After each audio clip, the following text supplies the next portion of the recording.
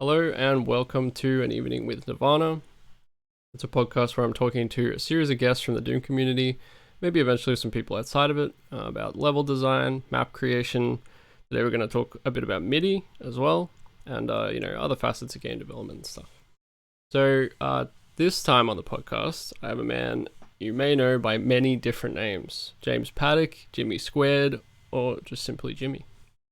He's a long-standing member of the Doom community, and you may know him for his MIDI work with things like Back to Saturn X, Plutonia 2, or the Plutonia and Alien Vendetta MIDI packs that he released. You may also know him for his own Doom mods, Deathless, Genesis, or a number of others, or you might know him as the project lead for Joya Mapping community projects. However you know him, Jimmy's a big part of the Doom community, and it's great to have him on the show. So how are you doing today, Jimmy? Doing great. Thanks for having me on. It's very much a pleasure to be here. Yeah, I'm excited. A lot to get into. Um, Mm. and what better way to start than with the most boring question possible? How did you get into Doom originally? So I've told this story a good few many times, but weirdly enough, every time I tell it, I'm worried in the back of my mind that it's like a false memory, or I'm telling it slightly different each time. Right. But I seem to recall that my first exposure to Doom was when it first came out in 1993, and I would have been 2 years old at the time. Um, My Wow. dad has told a story that he had an old Pentium PC, which was one of the first personal computers that he ever bought back in the early 90s. And Doom was one of the very first things that he loaded onto it to test it if it was working. I believe he had it on a floppy disk at the time, 3.25 inch floppy, Mm-hmm. and he loaded that onto the computer, and yeah, it was all good to go, and he started playing, and he was like, flat out engrossed, like from the get-go, basically. um, and I'm pretty sure that I was, in the room at the time, and I was in there, and watching him, explore this interactive world on the computer.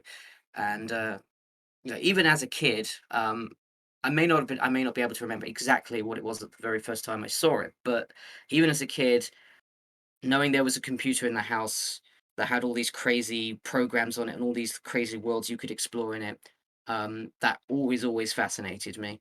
Mm-hmm. So from a very, very young age, I was basically hooked on things like Doom and Duke Nukem and things like that. And like like even fairly banal, or like um menial programs like Microsoft Office, that sort of thing. I always wanted to be Very doing exciting. things on a computer. Exactly, yeah. Just one way or another, I was kind of hooked. So, yeah, it was more or less the first game that I ever experienced, Doom, and I wasn't stuck to it my entire life. I have to say, I did take a bit of a break from it while I did things like Duke Nukem mapping, StarCraft campaign editing, stuff like that. Mm-hmm. Um, but I did return to Doom in a big way, as well, later on down the track. Yeah. I must have been maybe 10, 11, 12, round about that time, Mm-hmm. around about that age when I started making maps for it. Yeah, that was gonna be my Um, my next question because you said you made Duke oh, yeah. maps and stuff too. Mm. Was that before or after Doom, or like when did you begin sort of making custom content for games in general? Again, that was from quite a young age, probably around about, yeah, 10 or 11 was when I started making maps for various games. I must have started with the build engine editor, from actually a very young age, when Duke Nukem was out. That came out in '96, so at the Mm-hmm. time I would have been 5 or 6 years old, um, and it would have been a few years after that. So maybe I was 8 or 9 at the time. But I remember making, as everybody does, um, my house in the Duke Nukem build editor at the time. Obviously, it was way oversized because I was incredibly small and starting out as a mapper. Just Right. like it was sort of like a, toddler's eye view of the entire house, that sort of thing. I remember that quite vividly. uh. Um, Oh, sorry. You go. yeah, I just started with Duke. I made a few.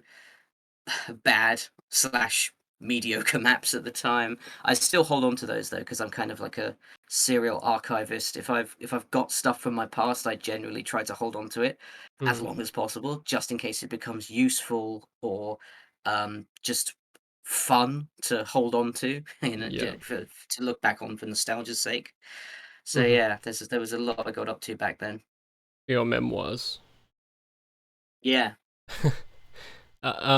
So around like when you were getting into the like actually mapping and building your own stuff, what were sort of your early video game influences for mapping when you first began?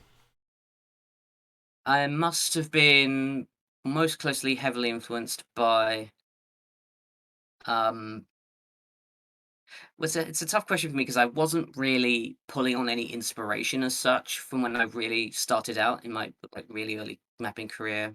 I say Mm-hmm. career when I was like 8, 9, or 10. I was just sort of making anything basically. I was Mm-hmm. doing things like yeah, as like I said, making myhouse.wad or myhouse.map in the Yeah. Duke editor. I was remaking Doom maps in Duke because that was another thing that I liked doing. Um, I actually still have an old version of Phobos Anomaly that I remade in Duke.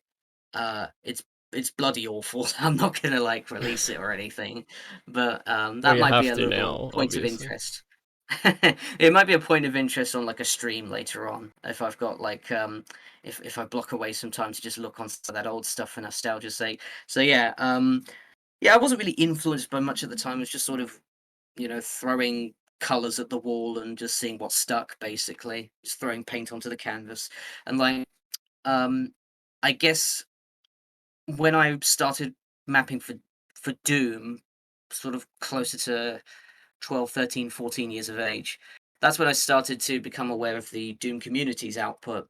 Mm-hmm. Because that's kind of the around about the same time that we finally got an internet connection.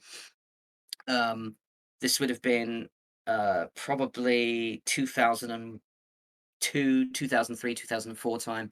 So the community was quite well established around that time. There was some great stuff being made around that time, like the Community Chest series, Hell Revealed, all that sort of stuff was floating around and was quite new and fresh at the time. Yeah. Um, and yeah, I remember downloading a huge amount of stuff from the CAC Awards pages that were up at the time. I know that the 2003, 2004, 2005 ones, I basically went through the whole list and downloaded basically everything.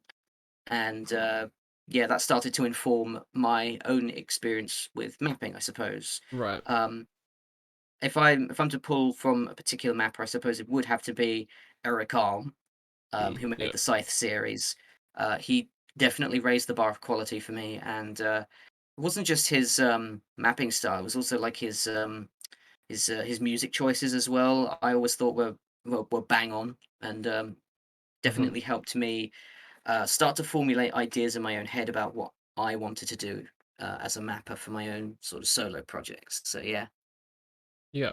Yeah. Eric Alm is definitely maybe the most prominent name that's come up in terms of early influences for people. Definitely yeah, one of yeah, the big yeah. ones.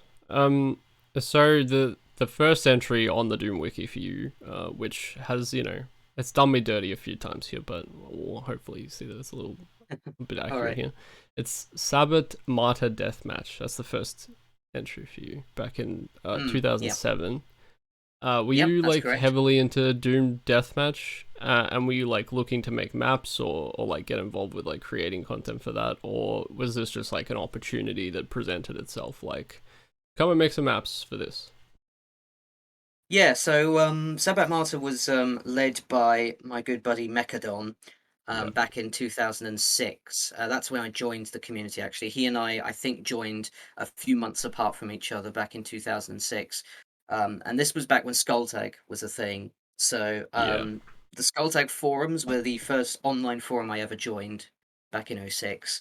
And from there, I started to become party to the actual community activities and stuff like that that was happening within the multiplayer scene of Doom at the time. So I played a lot of capture the flag, deathmatch, invasion sort of thing. Mm-hmm. All of the usual Skulltag staples of the time. I started making deathmatch maps as soon as the Sabbat Martyr Community Project started up and Mechadon started organizing things on his end. I was like, I've got to get involved with this guy because even back in 2006, Mechadon was a really, really good mapper. Like Yeah, he's still heralded today as one of the greats, I think. And even for back in sure. '06, he was insanely good at what he did. Like every little thing that he churned out was so far ahead of its time. Um, so I was like, I definitely felt the need to just buddy up with him, and in a way, I guess I was almost kind of co-project manager. I don't think I really was in a strict legal sense, as it were, but Legal. I was, yeah, but I was like helping him along and giving feedback on a map or two here or there. And I wound up making 4 maps for Sabbat Martyr DM, and you'll probably have the full list there. But one of them was Liquid Metal, which is still kind of like in my head one of my best earliest attempts at a deathmatch map. Hmm. It's not that great by modern standards. It hasn't aged particularly well, but that's the one that sticks out in my mind as being like, yeah, this is my first entry into a community project, and I'm actually like pretty damn proud of it. Hmm. So yeah, that was sort of the start of an era for me, starting out in the multiplayer scene, um, doing deathmatch maps, and I think I did a few capture the flag maps as well. I did play around with Invasion as well a tiny bit, but yeah, it was definitely the Skulltag multiplayer scene that I started out as working within in the Doom sphere. Hmm. Yeah, I had noticed looking through that you had like worked with Mechadon quite a lot over the years, and I assumed that the two of you sort of influenced each other throughout that time. Yeah, definitely. Yeah, there were many uh, occasions actually where I'd give a map layout to Mechadon and be like, "Hey, can you make this pretty for me?" And then he would detail the absolute bejesus out of it and make it Yeah. look great. So yeah, we had that sort of thing going on for a while. I think we had a lot of like ideas for little personal projects as well, and we'd like talk back and forth about a lot of this sort of stuff going on. And I think that's actually the genesis of Supplice as a project. Like it started out way Oh. back in the late 2000s. Because he always wanted to make a game of his own, and he wanted to like have me on board to make the music, and he wanted to employ like texture artists, sprite artists, that sort of thing. So in a way, he and I have basically worked with each other forever in the Yeah. Doom community, and still do to this day. Well, that's great. I think to have someone to like bounce ideas off of, and I think it really helps like push you in interesting directions, and just having someone you can sort of trust to give you like valuable feedback and stuff as well is usually really helpful. Yeah, yeah, definitely. Yeah, he and I bounced so many ideas back and forth for Supplice. Actually, I think it started out as a Boom Megawad, Oh right, wow. with a slightly edited Doomstock texture set that Mechadon was working on, but then over time it just sort of gradually creeped into like this whole different Leviathan Mm. all of its own. So it started out as a Boom Megaware. We started talking about Zandronum compatibility, and then from there we were like, nah, we've just got to use UDMF in the end because that's just Right. the most versatile mapping format that will allow us to do everything we want to do with the maps without feeling the need for being restricted at all. And then, of course, we employed Cage to be our texture artist guy, and Zazer was brought on board for programming, mapping, and other fun things like that. We Yeah. got Pillow Blaster on board for the programming of the weapons and stuff like that. So it's really turned into its own juggernaut altogether. Yeah, that does tend to happen. You'll be like, you'll just want one little feature from like like another port, like, oh, if only I could use this like MBF feature or something, and then suddenly it's an MBF thing, Yeah, and then it just yeah. keeps going. Yeah, I think the clincher, funnily enough, was, "Oh, I want doors that split in the middle." You know, Yeah, that's like a door that opens, like, halfway up, you know, up and down like a set of teeth kinda thing, and I yeah. remember trying to get that working in Boom format, and I was having an absolute bloody nightmare. It was just horrible. So, that might have been the clincher, actually, thinking on it. I think that's not I can't actually too remember bad. offhand. Just two voodoos, right? I think. It's something like that. Maybe I Yeah. was in Hexen format and I was trying to use scripts. It was some Yeah. weird arcane magic that I was trying to work that I just couldn't get working. Mm. Hex and poly objects or something. Fun like Mm-mm. that. So jumping ahead a little bit to Plutonia 2, um, Mm-mm. how did sort of getting involved with that project come about, and were you specifically always going to come on board just for the MIDI, or did you, uh, like, were you going to make maps and then decided just to do the MIDI, or sort of what happened with that project? So I think I was brought on board specifically for music. Mm-hmm. I believe back in 2007 or 2008, something like that. I had created a batch of MIDI files, a bunch of MIDI tracks that I was particularly pleased with, and decided I think I should probably share these with the community, get some feedback, and see if I could improve, see if they want to use these MIDIs themselves. And sure enough, they did get a bit of attention. Um, Thomas van der Velden, who is actually another really good compatriot of mine in the Doom sphere, was the one of the project leads on Plutonia 2 at the time, and he asked me specifically if I could be on board to provide custom MIDIs for Plutonia 2, and I said, absolutely, that sounds like really good fun.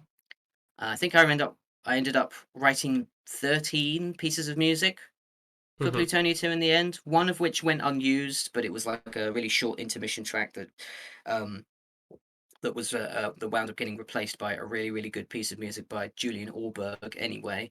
So it was good fun. Some of it was hastily rushed together because the deadline crept up on me quite suddenly out of the Uh-huh. blue. As it I was does. like, oh, I've got like 4 or 5 tracks that still aren't finished, so I kind of hurriedly rushed those together. But funnily enough, people still rate that soundtrack like really highly. And Yeah, for there's sure. tracks like Astral Dreadnought and Become the Hunted and stuff like that that people still use today, like Mm-hmm. in modern Doom maps.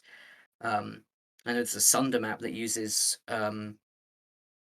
is it Sunder that uses Become the Hunted? Oh no, I'm thinking of actually. So yeah, I'll go back a bit and talk about the midis that I wound up sharing to begin with. There were a handful that I shared on. I think it was the Skulltag forums at the time, and then I Right. think also ZDoom and Doom World that wound up being a set of midis that I'd put together over a course of a few months or so. Guardhouse was one of them, um, which was used in Sunder. I do know that. Um, Ice was another that people like using. Um, what else was there? There was a handful of midis in that set that actually wound up being quite iconic in my catalog, I suppose. Mm-hmm. Um, and yeah, from there, that was the set of tracks that Thomas van der Velden um, looked at and thought, yeah, let's get this guy on board. And so yeah, I agreed.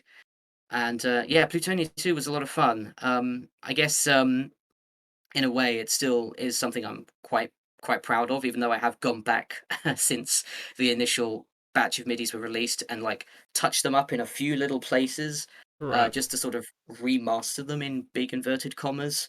Because there were Mm-hmm. things that I did back then because I didn't have a full understanding of music theory and what makes certain notes work well together.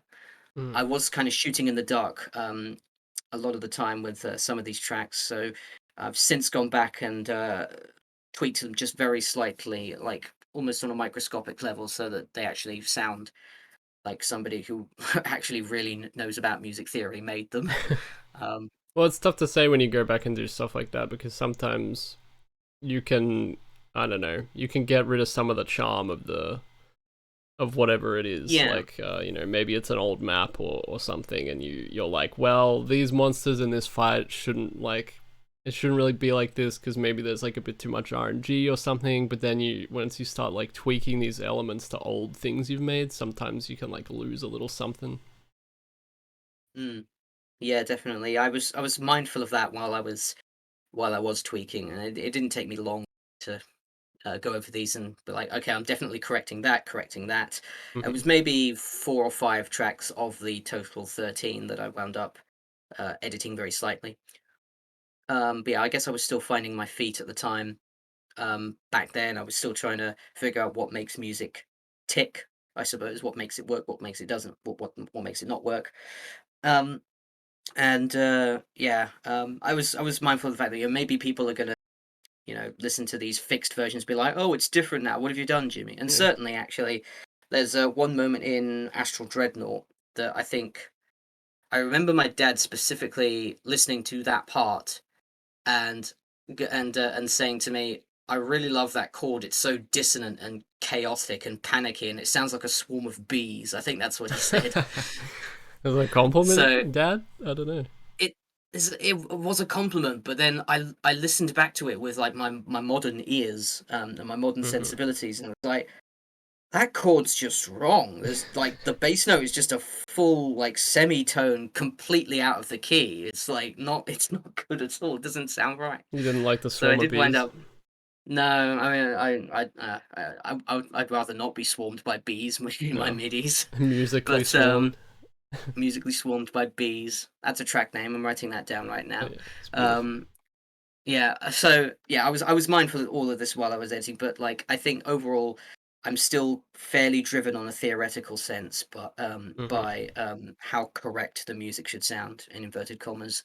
There's still a part of me that really is quite endeared to the Plutonia 2 soundtrack, but I think it does still highlight a time in my musical career where I was still kind of finding my feet, and like, that's not in a bad way at all. It's just Hmm. emblematic of the time, I suppose. Yeah, I suppose as a follow up, I was curious, like what you felt like you were trying to achieve with the MIDI for the WOD. Like, were you trying to capture some elements of Plutonia, which I mean, it obviously uses iWAD MIDIs. So were you sort of playing through Plutonia and trying to capture some of that, or were you just trying to capture like the maps themselves? Um, it's a good question, actually. I don't know if I was strictly pulling from any serious influences at the time. I mean, Sure. I definitely was influenced by the original power duo, I call them, Mark Clem and David Shaw, um, who of course were the sound of the '90s in terms of doom midis.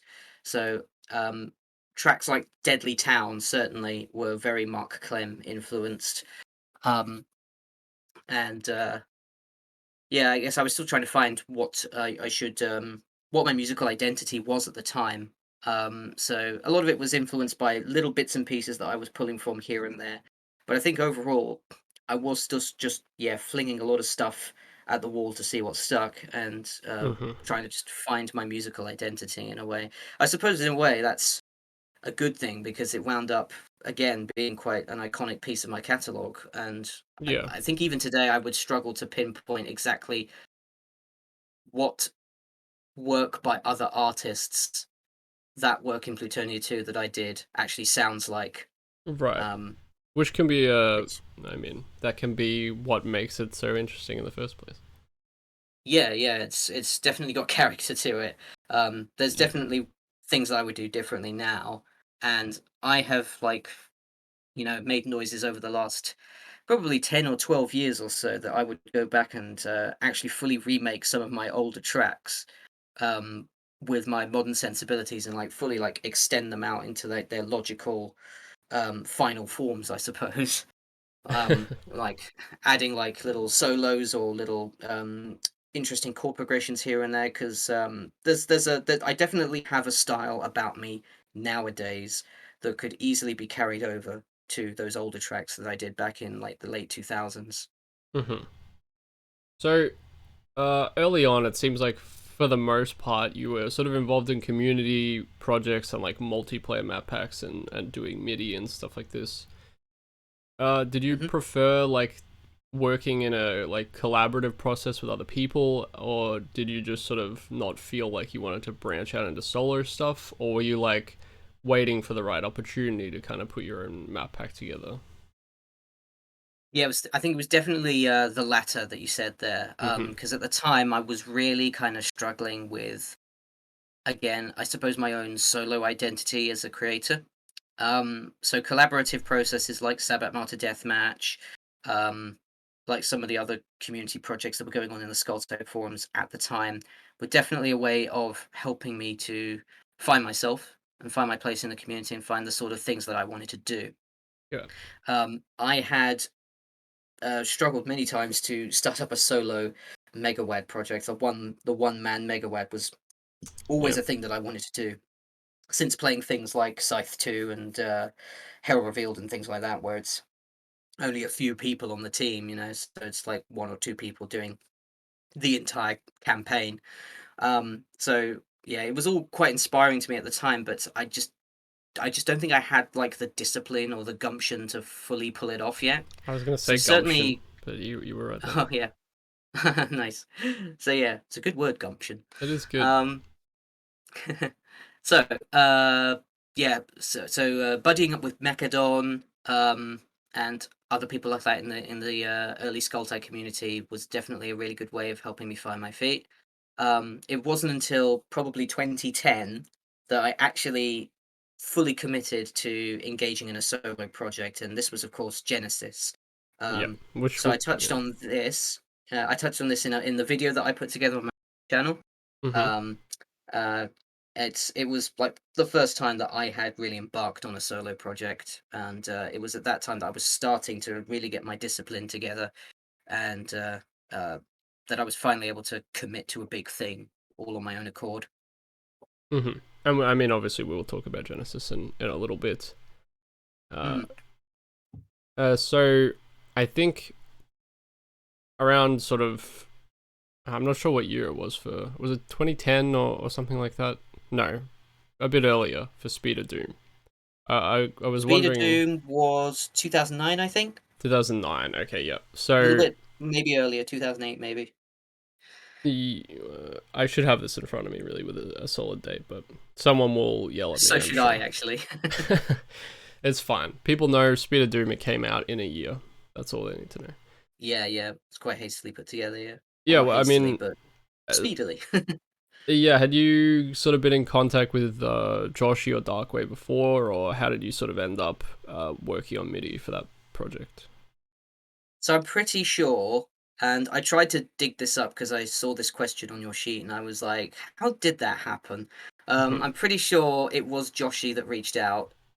He asked me to do 3 midis for him. I wasn't in touch with Darkwave throughout this. Darkwave was kind of like, A I feel like mystery. he's like the elusive shadow of Joshy, maybe. Yeah.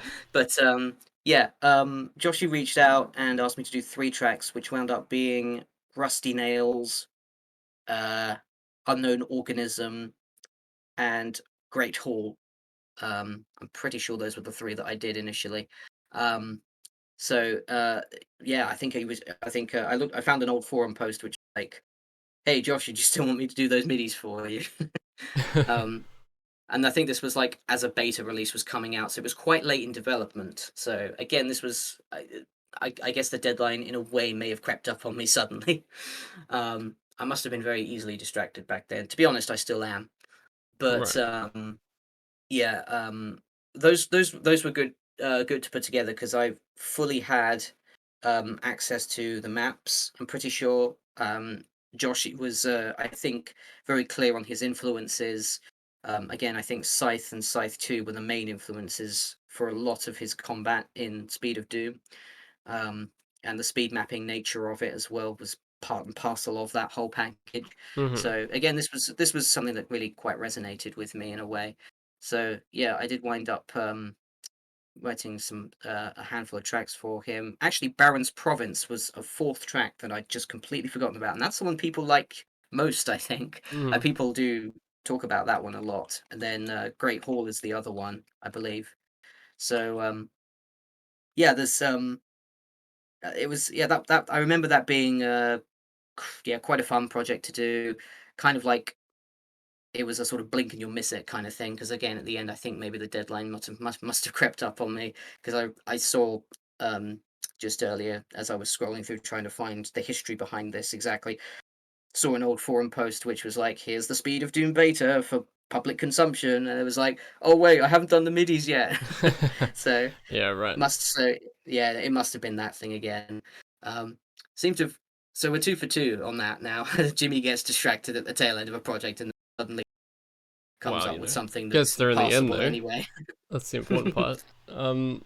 Yeah, I guess I am kind of interested just in like what that process is like of like when a mapper comes in and asks like, "Hey, can you make some MIDI?" And then I'm assuming they had specific maps in mind that they needed MIDI for, and then they were like they just gave you access to play them, and you just get a feel for the map and then make a MIDI from there, kind of thing. Yeah, that's pretty much how it's always gone, I think. Like, Sure. at the very least, I'll have a screenshot, or 2, or a handful of screenshots, that the mapper sends me beforehand. That's still how it's done today, really. I always ask a little bit of visual stimulus, Mm-hmm. before I can get started, because I do work on visuals, audio visual, like, they're all connected in my head, not on strictly like a synesthetic Yeah, I level, was gonna 'cause I say. don't have synesthesia, but it's still it always helps for me to work with a visual stimulus so I can get an idea of what's the kind of overall mood that I'm going for, what instruments I should probably pick. Um, I usually wind up going from like the start room more than anything else, because the start room is always the thing that informs the music for me, and actually vice versa in some cases. Mm-hmm. Um, but when I look at a start room or the opening shot of a map, I'm like, what are the notes that are playing in my head when I think this? What is this particular vista saying to me on a musical level? The instruments that I should be hearing, what are the chords and the harmonies that I should be hearing here? Is anything coming to mind? And usually, actually, when I do it that way, things come together extremely quickly. Like, especially if I have my piano keyboard next to me and I can just doodle some things like a little, I don't know, piano or harp melody or something, or some guitar chords that sound, suitably badass for like the vibe that it calls for. Mm-hmm. So that's kind of my process in terms of creating um, music for, I guess, preconceived maps that other people are asking me for. Yeah, and something that I'm presuming changes quite a bit when it's for a project of your own, because there may be instances where you might come to the MIDI first and then build a map from the MIDI, or does that ever happen for you? MIDI first, map second. I believe I have done that, but only in kind of rare instances. Because again, I Okay, work on such a visual basis with my maps that I need that creative stimulus to go from first, and then I create the MIDI afterwards. Um, sure. this might have been the case with a lot of Genesis, actually. Just making the maps and then thinking I can't really think of a pre-existing MIDI that quite captures the feel, so I'm Hmm. probably just going to write my own. Interesting. Um, I think I did that with map 6 of Genesis, which wound up being Pistons, which is also quite a celebrated piece of music that I put together. So that's quite an old track that was composed bespoke for Genesis. Yeah, it's interesting because talking to Rubik's, he's a bit the other way around. He will often get his MIDI first, and then he listens to that Mm. MIDI as he maps, and that sort of will influence the way he builds a map and stuff a lot of the time. Actually, yeah, that's a good point, because I'm very much influenced by the music that I'm listening to at the time of mapping. If I am listening to music while I map, oftentimes it will creatively fuel me and take me to places that I may not have thought of beforehand. Mm-hmm. Um, Usually, when I map, I try to listen to MIDIs, MIDIs by people who are in the community, like Mark Clem, David Shaw. Um, I've got everything in a big playlist on Windows Media Player, so when I stream mapping, I always have that to hand. I just set it Yeah. on to shuffle and just let it do its thing. And on that list, I'll just get it up now. I've got MIDIs by Mark Clem, David Shaw, Stuart Rinn. Um, I've got some Dragonfly MIDIs, some Alfonso MIDIs, AD79 MIDIs, Tristan Clark MIDIs, Cyrus MIDIs, all of the stuff from things like Icarus, Hell Revealed 2, um, crazy amount of stuff. Yeah. I don't know how many hours of MIDI that is, but it's always helped me, Mm-hmm. just to be in the same mindset of like, this is the aesthetic that um, we're going for, basically when we're listening to MIDI music, because we'll be hearing MIDI music in the game. Like, that's always quite important to me. Sure. Um, it's it's only very occasionally that I will like pull up Spotify and just listen to like full on music by like my favorite bands and whatnot. But that has also informed my creativity in a number of respects, just in very, very slightly different ways. I guess when I'm enjoying myself and I'm singing along to my favorite songs by my favorite bands, that's always something that keeps me in the creative mood, to keep going with whatever it is I'm doing at the time. Yeah, for sure. Uh, to return to mapping from MIDIs, Mm.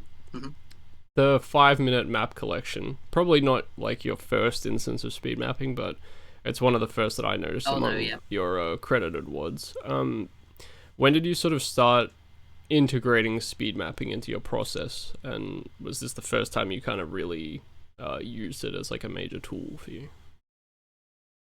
Um, 5 minute mapping was, I think that must have been only the one occasion that I did something so strenuous, like so constricted. So like I think even still with the 5 minute mapping project, I think I actually overrun by 200%. So I must have Right. spent 10 minutes and like 10 minutes on that map in the end.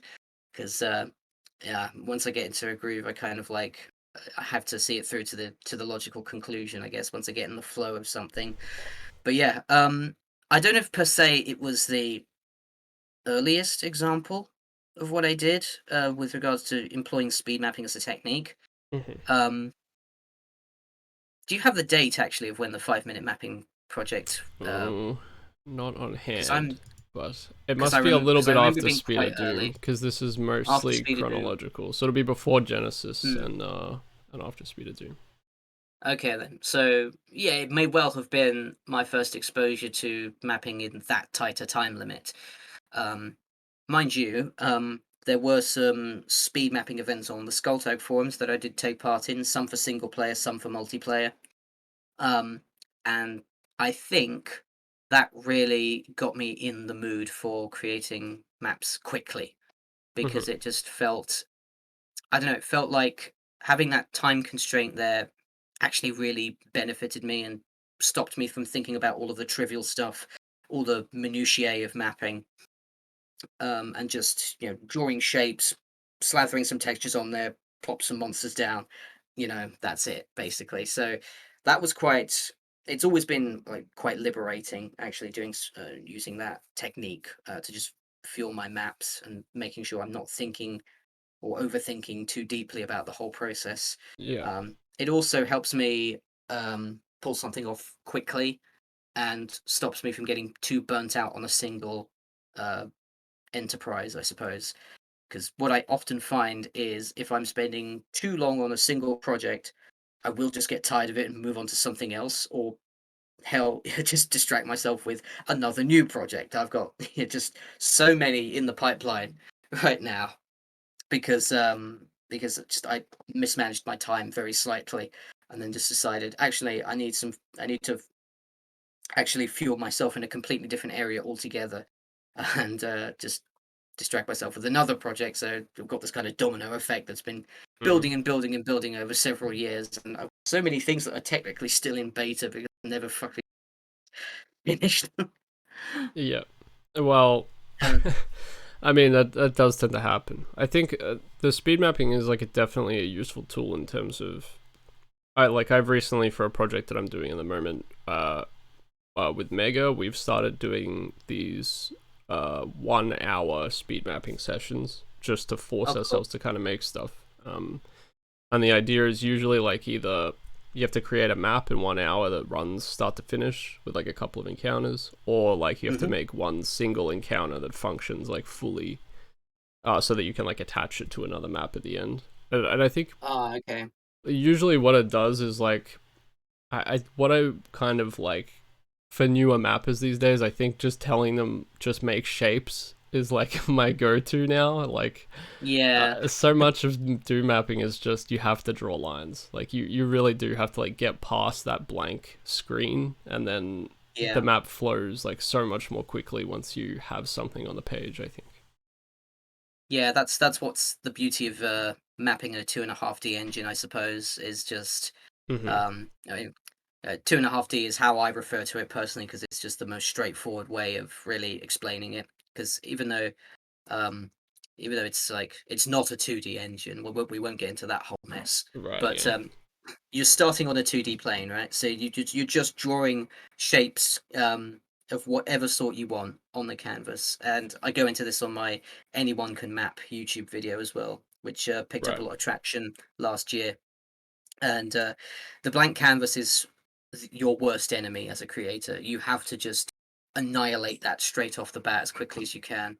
Um, and there is a balancing act. If you draw shapes that are just too abstract or not really workable, like just a mass of lines, I mean, maybe you can work with that if you're really going for something a bit out of the ordinary.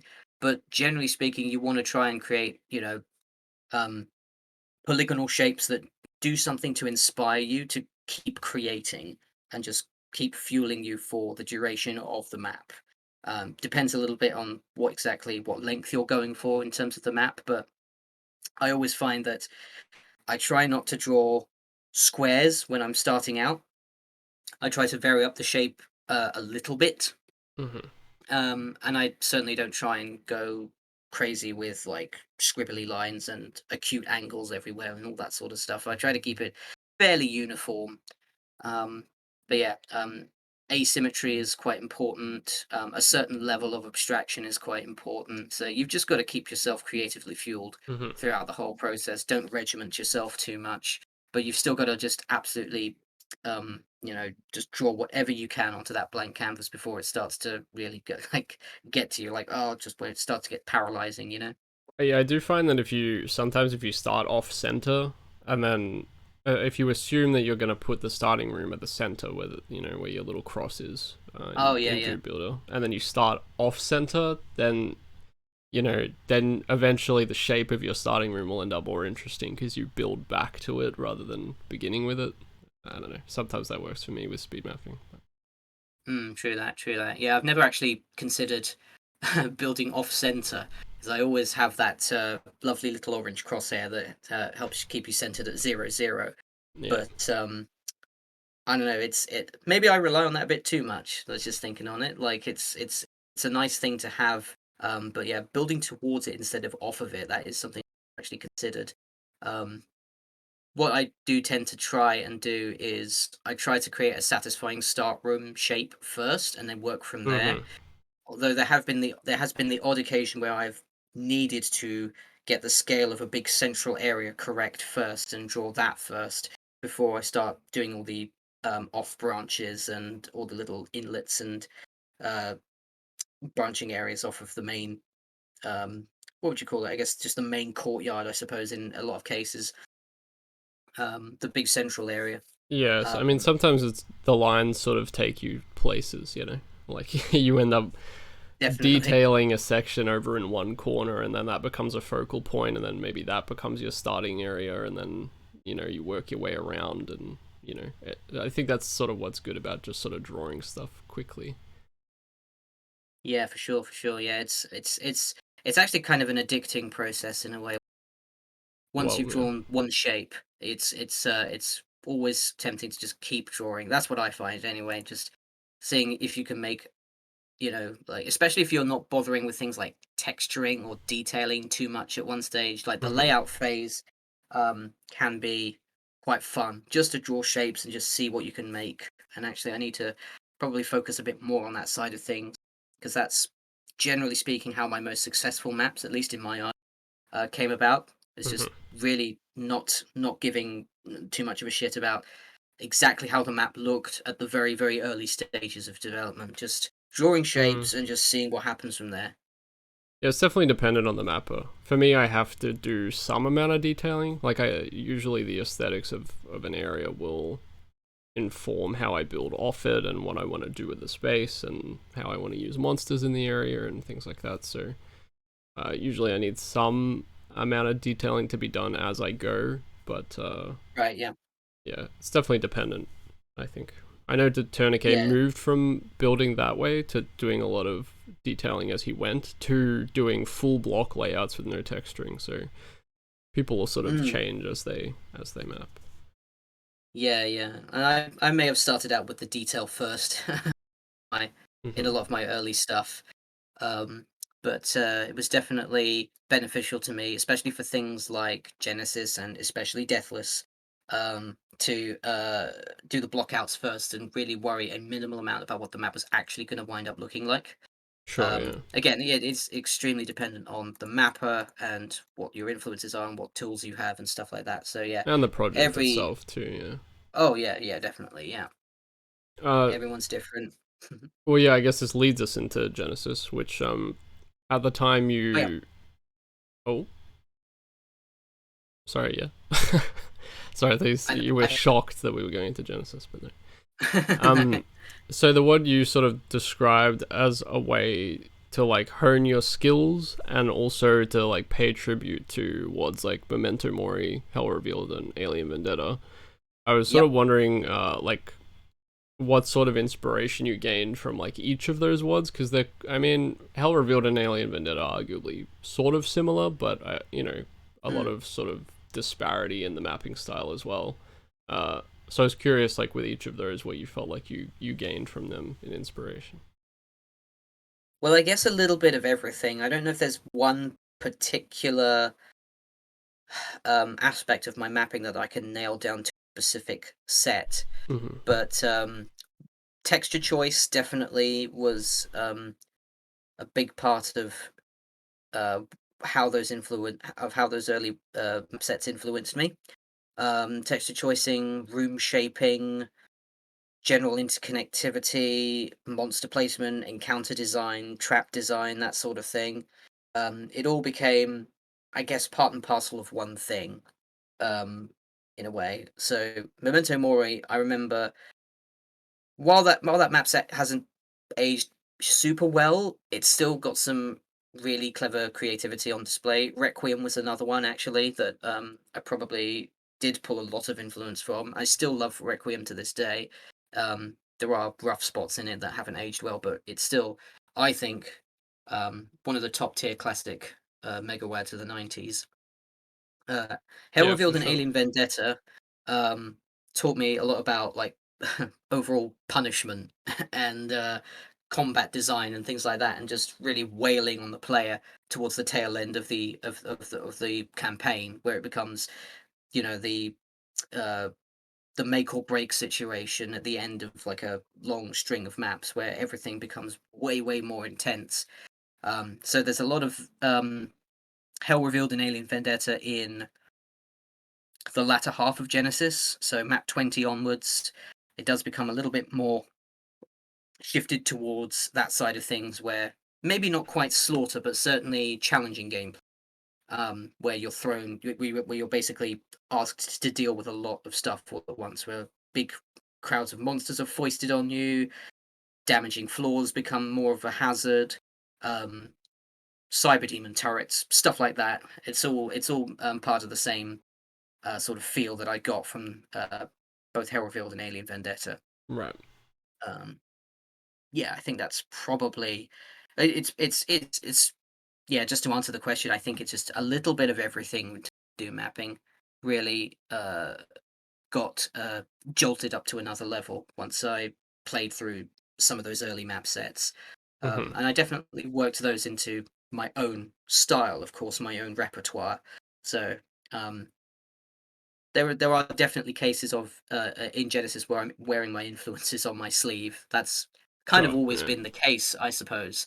But the texture scheming of certainly a lot of the middle half, the middle third of Genesis becomes quite heavily influenced by things like Alien Vendetta, Scythe and Scythe 2, sort of that sort of stuff. Um, and yeah, I think overall it was just good that I had all of these influences to go from, because throwing them all together into this big melting pot that was Genesis in the end, it did help me find my style in the end as well. So yeah, just grabbing as much influence as I can from all of these sets and just pushing them all together, and I think that became the style of Jimmy, kind of Right. Yeah. from an early stage. For sure. Uh, Also, I mean, you talked about like, well, I think it was in the text file. You said for Genesis that you wanted to hone your skills, and you specifically wanted to use Boom, like use a more restrictive port, I guess, because you Yes. mostly worked in GZ Doom, I suppose it would have been Hexen format for most of that up until that point. What Mm. made you want to go back and like use a more restrictive port and like get down to like grips with the more sort of fundamentals of mapping? It was definitely getting to grips with the fundamentals and not being stymied by feature creep and stuff like that. Because Sure. I was at the time, a lot of my single player maps were really just husks, just very, very little had actually been done on. And I think that was mainly because I was working with ZDoom in Hexen format, or maybe even like Skulltag in Hexen format mapping. Yeah. So kind of weird formats to be really trying to create a single player campaign with.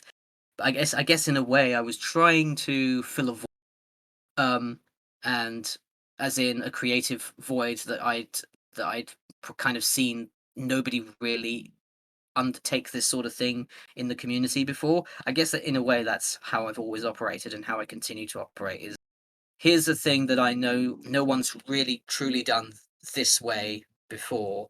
How can I fill that void? That sort of thing. And I do this in mapping and music and all the rest of it as well, really. Um, but certainly with my early attempts at creating single player campaigns, I was bogged down by feature creep. Um, and in a lot of cases, I was like, what if I, start the player in like a marine headquarters and I have all the stuff around him be fully interactable, like a vending machine that gives you ammo, armor, and stuff like that, and Yeah. like a shower that you can turn on and off, and like taps and stuff like Uh-huh. that.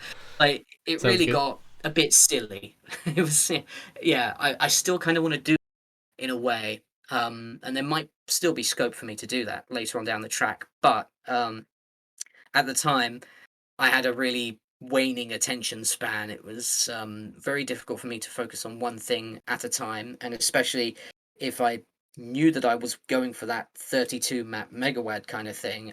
It's a case where um, I would get really fixated on one map in particular, and then I'd pour all of my effort and soul into that one map. And even if I wound up not actually finishing that map, that map wound up being the only thing that ever got done for that project. Right. So, Yeah. but yeah, like I said, I'm kind of a serial archivist. So anything that I have lying around, I usually do find a way to repurpose it later on.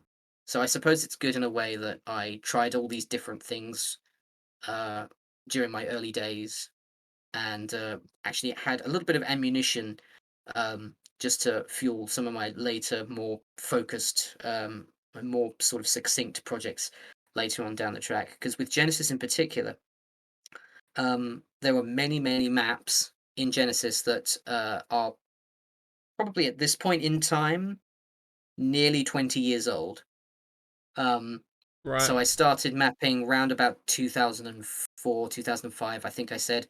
Um, I definitely remember being in like secondary school at the time, and filling out my evenings after school with just doom mapping and stuff like that. But in a lot of cases, I was mapping and working on like very specific single maps for bigger projects that I was going to be working on at the time. Often they were again like ZDoom based projects with lots of custom content, lots of scripting and stuff that I was just starting to get to grips with at the time. But again, nothing really came of those projects until Genesis came along, because then that gave me the excuse to pull from that old pool of stuff that I had lying around and kind of retrofit it. Because a lot of those maps were in Hexen format, um, and to me, it just made sense to downgrade them to Boom format and just simplify things for myself. Yeah. Oftentimes, Right. that wasn't actually too difficult because I know that a lot of the formats aren't fully interchangeable with one another. You do have to be very careful how you're Yeah. A lot of the specials, for instance. hexen. Yeah, yeah. The specials, the lack of thing IDs, things like that, Yep. um, stuff like that. So yeah, there's one particular instance though. It's in Genesis map. It's in Genesis map 4 where the first door that you encounter is a scripted door where some pillars on the side of it open and then the door kind of creaks open very slowly, in a big scripted sequence. That was done with Hexen ACS at the time, and then I used Voodoo Doll conveyors to replicate the effect one to one, and I found that quite enjoyable. Right. So Yeah. that's a little nod to my early ZDoom mapping as well, in a way. Hmm. Yeah. I mean, working stuff out with Voodoos can be very satisfying, I think. Uh, Oh yeah. so I was wondering, with Back to Saturn X, Hmm. um, obviously at this point you'd done MIDI for like a number of other WADs, and I would imagine you had like a pretty decent structure in terms of MIDI creation. Uh, was that sort of quite easy to sort of go through and just go through your normal process, or was it a challenge to put together like so many tracks for a WAD, because it was quite a lot of tracks for BTS6? Mm. Yeah. Funnily enough, I don't really think it was much of a challenge at all, because I think at Hmm. this point in my time, back in 2011, I think I joined the project. I think I'd really hit my stride. I was getting huge amounts of inspiration from all sorts of places. Like the Doom community was in a really like big high point, I think, back then. Um, don't know whether that's just personal bias or just the corners of the community that I was focused in on at that time. But did feel like there was a lot going on. I was part of many, many, many little individual projects at the time. Was kind of on a roll. I was listening to a lot of music as well that was really fueling my inspiration. There was a lot of Dream Theater, a lot of Symphony X I was listening to around that time, and that certainly bleeds through in my Back to Saturn X stuff. But yeah, I was just kind of throwing a lot of stuff around that time. It was a very creative point in my life. And when I joined the Back to Saturn X team, I think I already had maybe a handful of MIDI tracks that I just gave them straight out of the gate. Um, there was a lot of stuff I had in progress for other projects that I wasn't sure was going to fit into that project. So I donated it to Back to Saturn X. There was one case where um, the track Within Reach that I wrote that wasn't slated for Back to Saturn X at all. I think Hmm. it was either just something off the cuff that I wrote purely of my own volition, or it was going to be a full on song with lyrics that I was planning at the time. Oh, right. Um, Yeah, it was one of the 2, and I gave that to the Back to Set Next team, and they were like, "Yeah, let's use this. This is good stuff." It turns out it actually aligned quite well with Tango's original wishes for a custom track for his map, which is of course Tough Skin River, the final level of Back to Saturn X E1. So that worked out really, really nicely. Hmm. Yeah, I can't remember exactly how many tracks I wound up doing for that project, but I actually have so many drafts still lying in my Back to Saturn X folder on my hard drive. Just things that I've started and not since returned to. But there's a lot of stuff in there. I was really quite the creative machine back in that time. And of course, I had all the good feedback from Essel Fortium and company. Um, they were like very, very positive about everything that I was churning out. So yeah, I kind of just threw a lot of stuff at them. Here's some stuff, and they were like, "Yay, thanks," that sort of thing. Yeah, I mean, it's always good when, I mean, these bigger projects run smoothly, because obviously there are a lot of Doom community projects that do not. Yeah, correct. Yeah, yeah. I think I've been blessed in a way because I've not really been part of too many projects that have kind of crashed and burned. Mm. Um, there's been the odd that I've been brought on to um write music for, and then the person's kind of just disappeared, and then the project's never been released, that sort of thing. Mhm. But I haven't been really caught up in too much interpersonal drama or anything like that in the Doom projects I've been, which is, I guess, yeah, kind of a blessing. Just not a dramatic guy. That's what you want out of someone to collaborate with, I think. No, I'm not good at conflict resolution at all. Like I try to be as chill as I possibly can be, so as to avoid any Yeah, sort just of avoid the semblance of conflict and conflict. you don't have to resolve it. Yeah, It's fine. exactly. Yeah. Um, so Adventures of Square.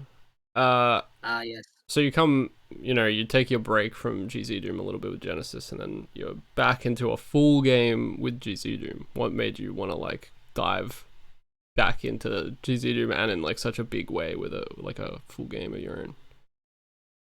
It's a good question because it is odd sort of journey that I took over the course of my life, starting out with these ZDoom scripty stuff, um, and the multiplayer maps that were quite a bit more complex than perhaps they needed to be back in the day, and then going to Genesis, and then doubling back on myself and going straight to full total conversion slash video game in the Doom engine. So Mm-hmm. yeah, Yeah. never really thought about that, but yeah, I have been always quite rampantly creative. I want to say, like from a very early age, both me and my sibling actually have been extremely creative and just so like full of ideas all the time. Not sure what that's down to exactly, but I always wanted, for example, to create an original total conversion slash full video game within an old school shooter engine. And I actually started out with the Duke Nukem engine again. So that's how far back we're going. We're going back to like 2002, 3 maybe, where I'm still working on the build engine editor. And I'm importing custom art that I'm putting together for uh, this total conversion I'm putting together for Duke Nukem, and I'm replacing all the items with strange things like I remember the portable medkit I turned into like a breakfast cereal box made out of like well, like the cereal itself was made out of beef. It was like beef flakes or whatever. So it was Right. very interesting. Um, so yeah, I've also had a bit of a quirky creative streak when it comes to just designing things that are cartoony or a bit out of nowhere, that sort of thing. So with Adventures of Square, that was always going to be something I wanted to do. Turned out that that was it was my sibling's idea initially to do or my sibling's idea to have the character of Square. So back in the day, this is maybe going to be a bit hard to explain, but back in the day, we did little cartoons of our own. We'd animate stuff in, of all things, Microsoft PowerPoint. Oh, I did the And same thing as a kid, actually. I used to oh, do awesome! Yeah, animations frame by frame. You hold down the arrow key to animate it, animations in PowerPoint. That's great. yeah. We weren't even doing like frame by frame. We still and occasionally move back and tape and stuff like that. Hmm. And have like speech bubbles appear for dialogue, stuff like that, and then you'd like manually advance it with like the space bar or whatever. So Right, yeah. yeah, yeah. I wonder how often. I wonder how commonplace that hobby is actually, because PowerPoint was one of my absolute favorite things to do as a child. Um, and to just that was one outsource or one outlet for my, as I say, rampant creativity. And me and Yeah. Marion would do the same all the time. Exactly the same sort of thing. We'd always coordinate what we were doing.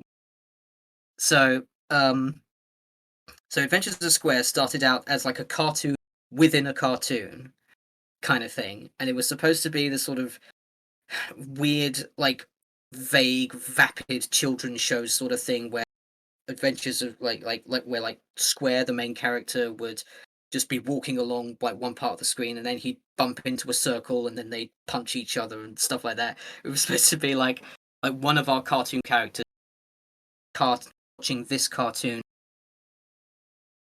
on his TV, and like it would be um just what are you watching? That's rubbish. That is. It's hard Right. to explain, See. but Square was kind of his own character in a way. We just found ourselves gravitating more towards him rather than anything else. Funnily enough, so we like gave him a personality. We gave him like superpowers initially, so he had shapeshift power to begin with, so he could heavy weight or a truck or something. Um, Hmm. and then yeah, and then eventually, I think I just decided, you know what?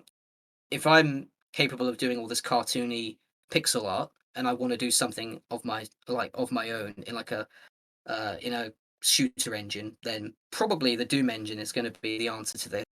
And I'm going to need to probably just consult with my sibling in a couple of cases and just like, well, we'll see if we can generate something together. So yeah, it wound up being a fairly long endeavor because of all of this custom art that I had to put together, and like it went through many iterations over the years.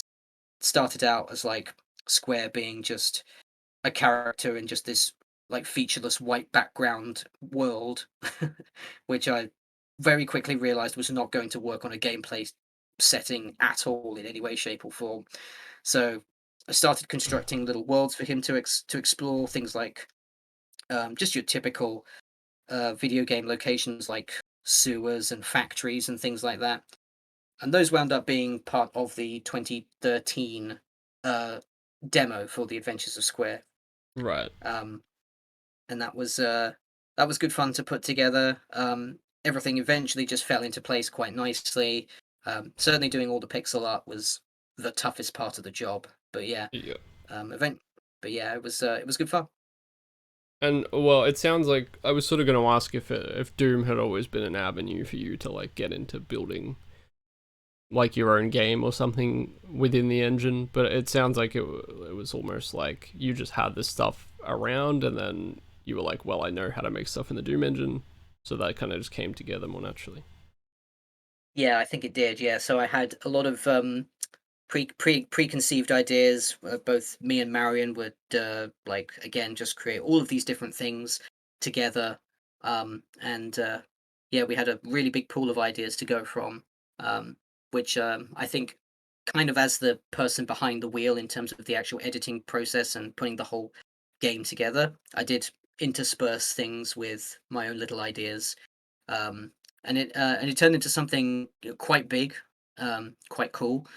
We did amass the team eventually, and then within about a year, we had the first episode released. So big ups to my team for that at Big Brick Games Mm-hmm. for all of their hard labor. It's definitely been a very fun project to embark on, and I think it's still very much looked on fondly. Especially Yeah. after episode 2 came out, it was really good fun. Mm-hmm. And is that something you think you want to delve back into, that universe, or do you think you would make something totally different if you were going to make like a little game again? Well, I think it's a good question. I think honestly, I'm gonna hold Square quite close to my heart for a while. Um, at the moment, of course, I'm working on Supplice as well with Mechadon and Yeah. Co. Sure. So there's all sorts of stuff going on currently, but I really don't think I'm gonna lose sight of Square because it was such a fun project and it still is celebrated today. So clearly, people are hungry for more. Um, I think after episode 3 is out, whenever that is, I can't give you any promises, but after episode 3 is out of Square, there probably won't be much more, if any, of Square in an official capacity. Um, but there has been there have been murmurs of community projects um, using Square's resources, and certainly one just came out Oh a yeah, week or so that'd ago. be fun for Um, sure. yeah, the Speed Squared community project by Blue Pineapple. Mm-hmm. Shout outs to him, the rest of the Puss community set for creating a huge amount of well, I think 25 or so maps that they wound up putting together for that project Wow.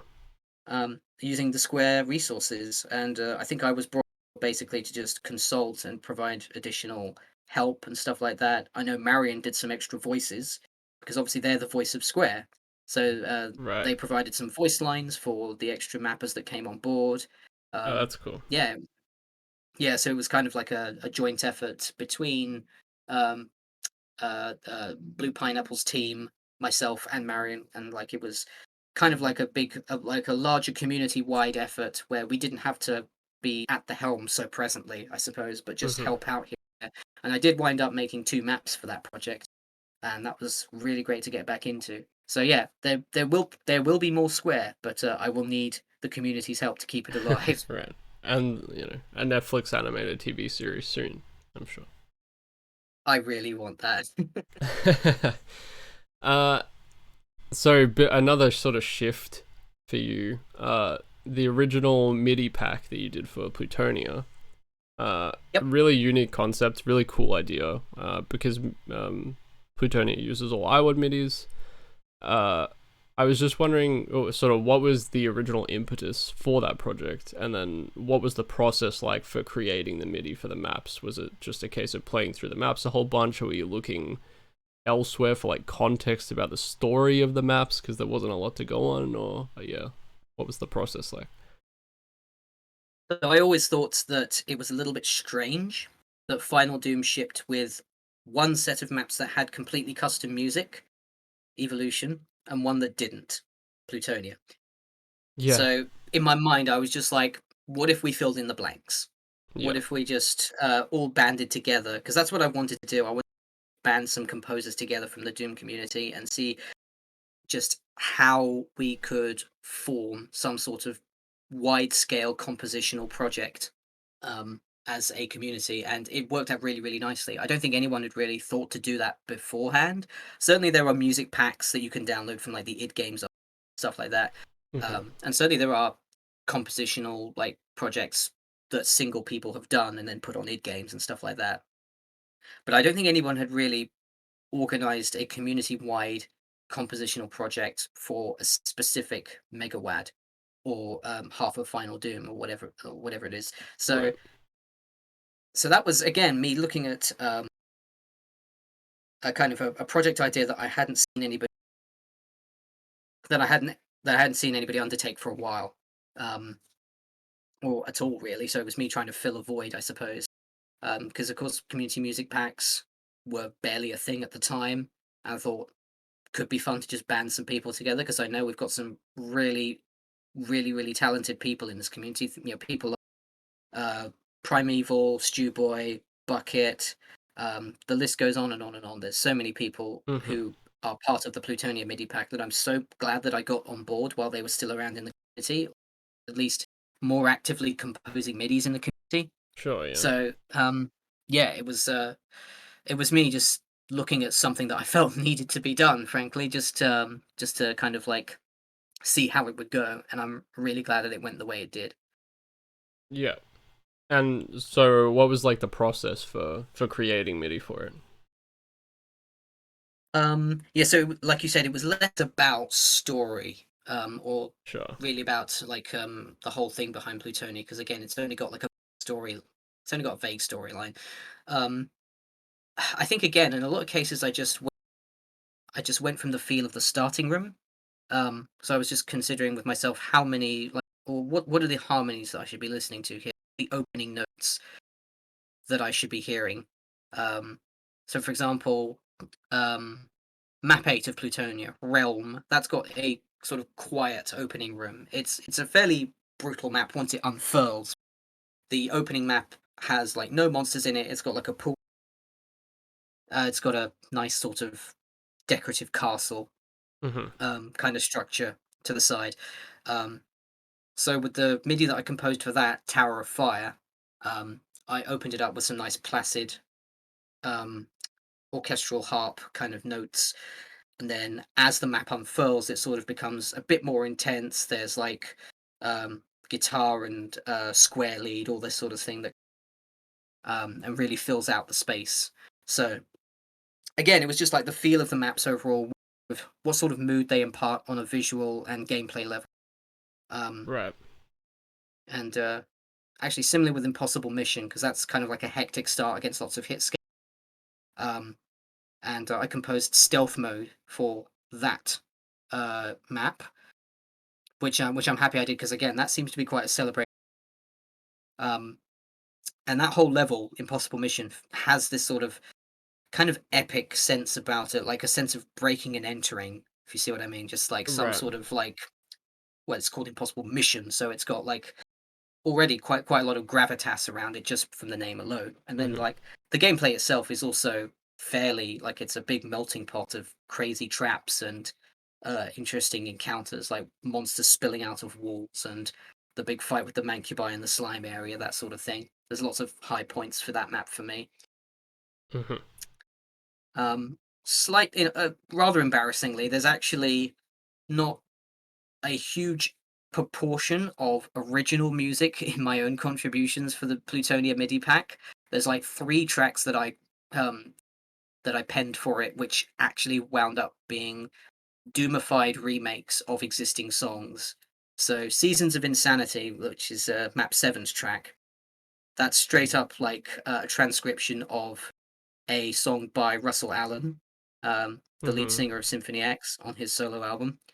Um, Map 16's track, Run 'em, Gun 'em, Kill 'em, is a doomified transcription of a song by the band Flying Colours. it's like a super group made up of all these uh, prog metal, prog rock uh, people like Right. Steve Morse, Neil Morse, Mike Portnoy, all the sort of stuff, all the sort of thing. And then Firehive, which is Map 18's track, is a doomified version of a song by Knife Party, Oh, which is okay. sort of they're sort of an electro pop group Yeah, I haven't heard from Knife back in Party's the name day. in a long time, but I do remember them. Yeah, yes, they were actually a big influence to me early on for some reason or another. I think it was just because they were made up of two people who were part of Pendulum initially, and they were one of my Right. Yeah. favorite bands growing up. Yeah. I Yeah, like Pendulum too. Uh, yeah. sorry, you go. What were you saying? I was saying that a lot of Pendulum influence in my early stuff. Yeah, for sure. Again, like two entire Pendulum songs that I transcribed for Genesis specifically. Right. Uh, would you sort of with that project? I feel like I haven't seen too much, uh, aside from the Alien Vendetta project that you yourself did later. I haven't seen sort of too many more MIDI projects like that. Would you like to see sort of more of the composing community coming together to do MIDI projects like that? Do you think? Yeah, definitely. It definitely looks as though MIDI artists like Cami and Peter Lawrence have come and picked up the torch because I've stalled a bit on my own MIDI pack projects. There's the Raven 2 MIDI pack, which I should be working on right now, and it has sort of sat in limbo for nearly a year now. But I've just been really busy and distracted with various things. Um, so it's great to see that people are still at it. Um, there's the No Rest for the Living community MIDI pack, which is awesome. Um, the TNT MIDI pack is pretty great as well. Um, and there's so many more that have come out since I kind of stopped doing it. Like just in the last year or two, it seems to be an absolute outpouring of MIDI pack projects for various Okay. megawatts of the current era and of the bygone era as well. Right. So yeah, it's great to see that they've picked up the slack there. Not to say that I feel like it's only me who should be doing it. Like, of course not. It's like it's something that's like that should be celebrated, and a lot of people should be like involved with it as much as possible because we're always like as the community evolves, we're always changing hands one way or another with regards to the people who do stuff. Um, and we've still today got lots and lots of crazy talented composers in our little community, and I think that's absolutely fabulous, actually. Yeah, I mean definitely, and such a great resource for like map makers like myself. Just Mm, being able to pull from these really talented people to make your maps into. I mean, a map just isn't complete without a solid MIDI accompanying it, so it's very important. definitely, yeah, yeah, agreed on that for sure. Like the MIDI can make or break the map for me in a lot of cases. Absolutely, yeah. If I'm not jiving with the MIDI, I'm just like I'm not enjoying this map. I mean, I spend so long looking for the right MIDI for my maps, like uh, weeks at a time, often, and Mm. they'll just be like, I don't know. I'll listen to MIDI for like 3 or 4 hours, just searching through MIDIs, listening to them on like VG Music or really old MIDI sites or like wherever I can find stuff, and it can take a really long time for it to like come together with a map. Yeah, definitely. Actually, there have been a few cases where I have been scouring VG Music or some other site, or found a bunch of MIDIs in like a specific game that Hmm. I've unearthed from uh like a download website or something, and I've like, just downloaded the entire MIDI resource from a certain game, and I've been like, these are going in a Doom map, or these are going Yeah, yeah, in like a specific Doom map set geared for a very specific feel because they're a little bit unusual. I tell you what, that's so actually, what happened with Faithless, which I guess we'll talk about soon, but yeah. Faithless's MIDI set is almost entirely the work of one composer who Hmm. composed for a lot of the old DOS adventure games. What was his name? Oh, I've got it here. James C. McMenemy. Um, What a name. he is, yeah, he's composed for things like Ravenloft, Anvil of Dawn, a host of other like DOS adventure games from a bygone time. And actually, he's got a really unique style about him, and a lot of his music actually directly informed the way that I put together the maps for Faithless. So yeah, I suppose we'll talk about that more in depth. But yeah, while we're touching on Hmm. music informing maps, that's definitely something that happened.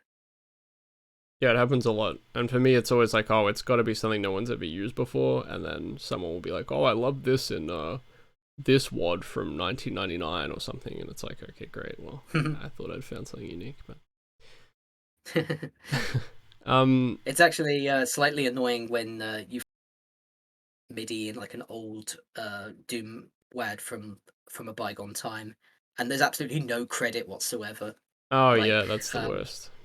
I've found it so annoying, like because there's so many good MIDIs that were used back then, but I have no idea who made them, what the song is even a transcription of, what the original artist's name is. It's Hmm. It's really tough. frustrating. One of my pet peeves. Yeah, always credit your MIDI artist, saying that here. Yeah, for real. Uh, so when I think of you, I feel like I almost think of you more of like as your like community presence even before your mapping and stuff. Uh, how valuable do you think like as sort of the creator of the Joy Mapping series, like how valuable do you think community projects are to keeping Doom going as a game? Oh, like really, really important. Like it's I think always important for a community to band together over a mutual interest, or a mutual undertaking, one way or another, because Hmm. that's how connections are built. That's how careers are started in some. Um, I'm reminded of how Dario Casali and Ika Karanen as well. Both of them wound up being employed by Valve, and I think still are today. Dario And they're definitely, yep. yeah, Dario definitely. I know Ika Karanen worked on Half Life. Hmm. Both of them did actually. Hmm. Um, Not entirely sure what they're doing with their careers today, but they started out making Doom maps and got picked up by bigger corporations. So yeah, that's yeah, one way or another, whatever way you slice that, that's something that's quite remarkable. And I think it surely wouldn't exist without community undertakings being what they are, being just this opportunity for creators of all types to band together and make something cool. Yeah, for sure. And on the topic of Joy Mapping, like what started that project out? I mean, obviously it's got ties to Bob Ross. I'm assuming that it sort Yeah. of began around that era where he was picking up on Twitch, and was that Mm. sort of the general impetus for it as a concept? Yeah, that was definitely one half of it. Um, Definitely, I've always fancied myself as kind of a teacher at heart. I do. While I don't feel as though I'm the best at teaching a specific subject, because there's surely people who know a lot more than me about all sorts of things from all over the world and all over the schools of like design and creativity. I always enjoy helping people one way or another. That's just sort of in my bloodstream. Yeah. So being the sort of Bob Ross figure of the community was quite a pull for me. I think that idea sat well with me. Um, excuse me. But the Joy of Mapping project was started primarily because this was back in 2016, I think. I was starting to see more and more cases of people that I knew were talented individuals, um, not necessarily directly related with the Doom community, but people that I was, friends with on IRC, that sort of thing, would come up to me and be like, "How do you do it, Jim? Doom map?" Because I always like open up the editor and then I look at the blank canvas and I draw a couple of shapes and then I get tired and nothing happens after that. So how do you do it? And I was like, I mean, I struggle at that point to really encapsulate properly how I do it beyond those first couple of steps. Because while those first couple of steps are always a bit of a stumbling block, um, they are never really the thing that completely arrests me. And I find it sad when people who definitely have the talent to pull things off that they want to pull off get interrupted by that little stumbling block, that very starting point of the process. Hmm. So I thought how about we do some sort of live stream session? I create a map, everybody follows what I'm doing, but they all have this sort of creative freedom um, by themselves to just make whatever they want and only kind of loosely follow steps. So 2016 was I was sort of just finding my feet as a presence in the community because um, I wasn't like crazy. I wasn't a crazy big name at the time, and I certainly hadn't really hosted a massive, massive community project um, beyond the MIDI packs at this stage. So it was quite an undertaking. Um, the uh, the turnout for the first Joy of Mapping session was about 13, 14, 15 people, if I remember correctly. But we were all in a voice channel together, and we were all like trying to people were asking questions, and there was a lot of back and forth and a lot of kind of uncertainty. So it was a bit of a rocky start, and certainly my social shyness, I suppose, was another obstacle I had to overcome at the same time. So that was the sort of genesis of it. I started to kind of like get a little bit more confident as it kept on going, but because the sessions kept growing and more people kept coming in, I had to employ more moderators. I had to separate chat channels. I had to make sure that everybody got the Discord roles that they needed to be part of the project and part of the specific voice channels that were required. So by Joy of Mapping 4, we had probably 40 people or so, maybe more than that, Yeah. who were mapping all at the same time. And I simply couldn't do that in um, one sitting. So I had to split that over a full week of activity, basically. So instead of being Jimmy's going to live stream a map and you're all going to follow him, it became let's just map over the course of a week and we'll see what we can churn out, basically. Yeah. That had its own set of challenges because actually a lot of people by the end of the 7 days that were allotted actually didn't have any show. So it Yeah. was so we expanded the deadline by 2 days. So that was a 9 day of Yeah, I Joy think of that's how Mapping it functioned for 5 was 6 as well, right? what was that, sorry? Oh, well, because I think I did a map for Joy Mapping 6, I believe, in it. Yeah, I think it functioned Yes, you basically the did. same way, yeah. Yeah. So you were part of a specific team taking care of a single episode because we were splitting them up into episodes, Yeah, and yeah. we were yeah. It was just a massive, massive thing. Joy of Mapping 6 was absolutely ridiculous. We Yeah, a had huge number of people. Yeah. probably 100 people mapping, and I think we wound up with 72 maps by the end of it. Mm-hmm.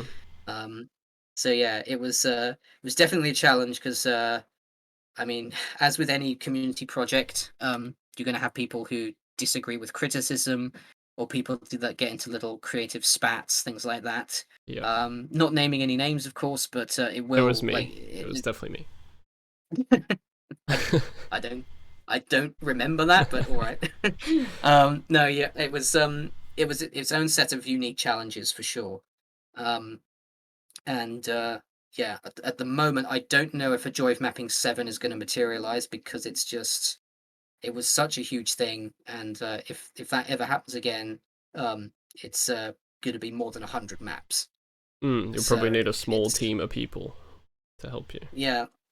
Well, I already had like moderators and tutors and additional people on board. Like Joy of Mapping 6, I had Dragonfly come in, and he was able to give me like a whole online submission form for people to submit their maps through, and that definitely helped speed things along.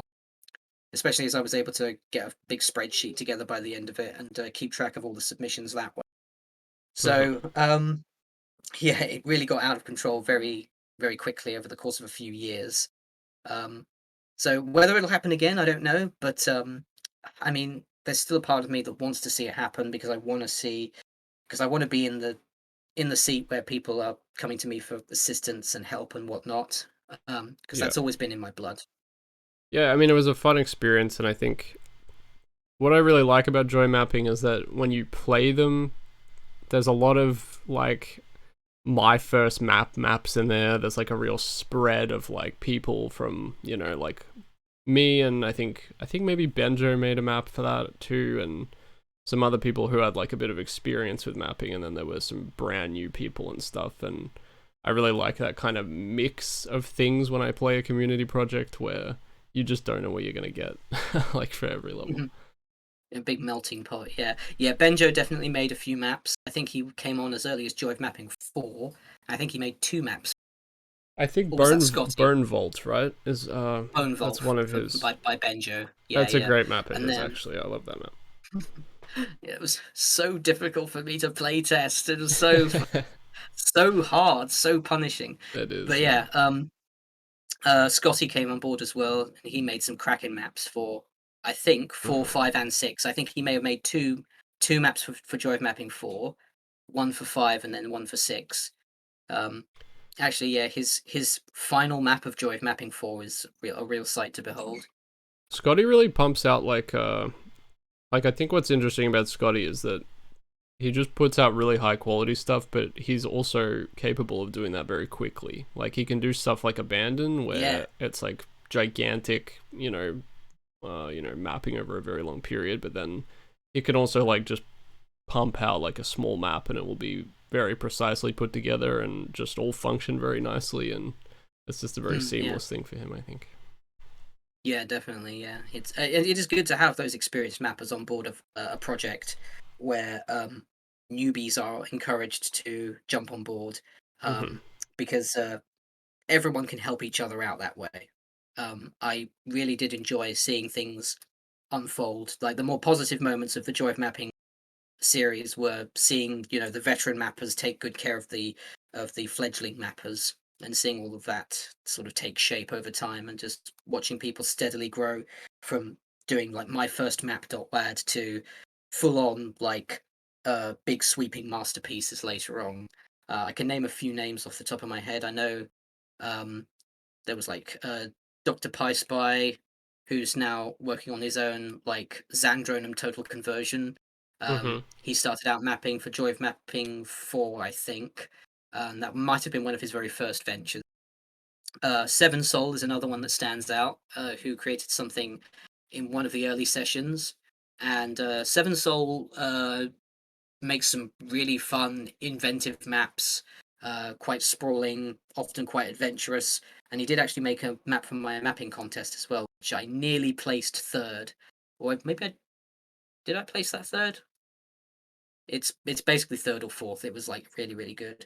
Mm-hmm. So yeah, it's been great to see um, the ones who start out kind of like as small fries really just evolve into these real like human dynamos of doom mapping. Mm-hmm. Yeah, for sure. Do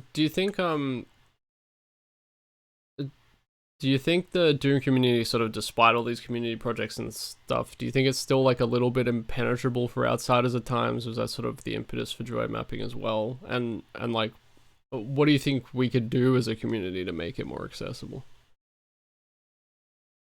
It's a very, very good question, because I know that there is a semblance of impenetrability, Hmm. I guess, in the community.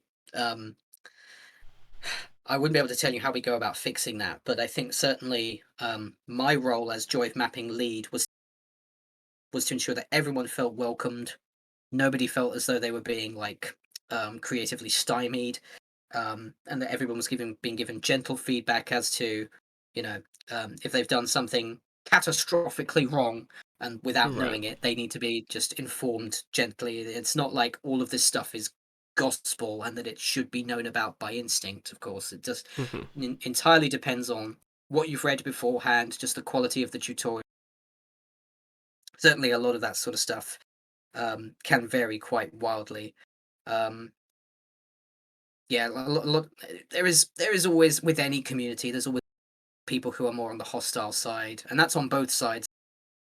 Yeah. So people who come into the community, they can wind up being very hostile to criticism, and the people who are delivering the critique can be a little on the harsh side as well. So I sought to strike a bit of a Yeah.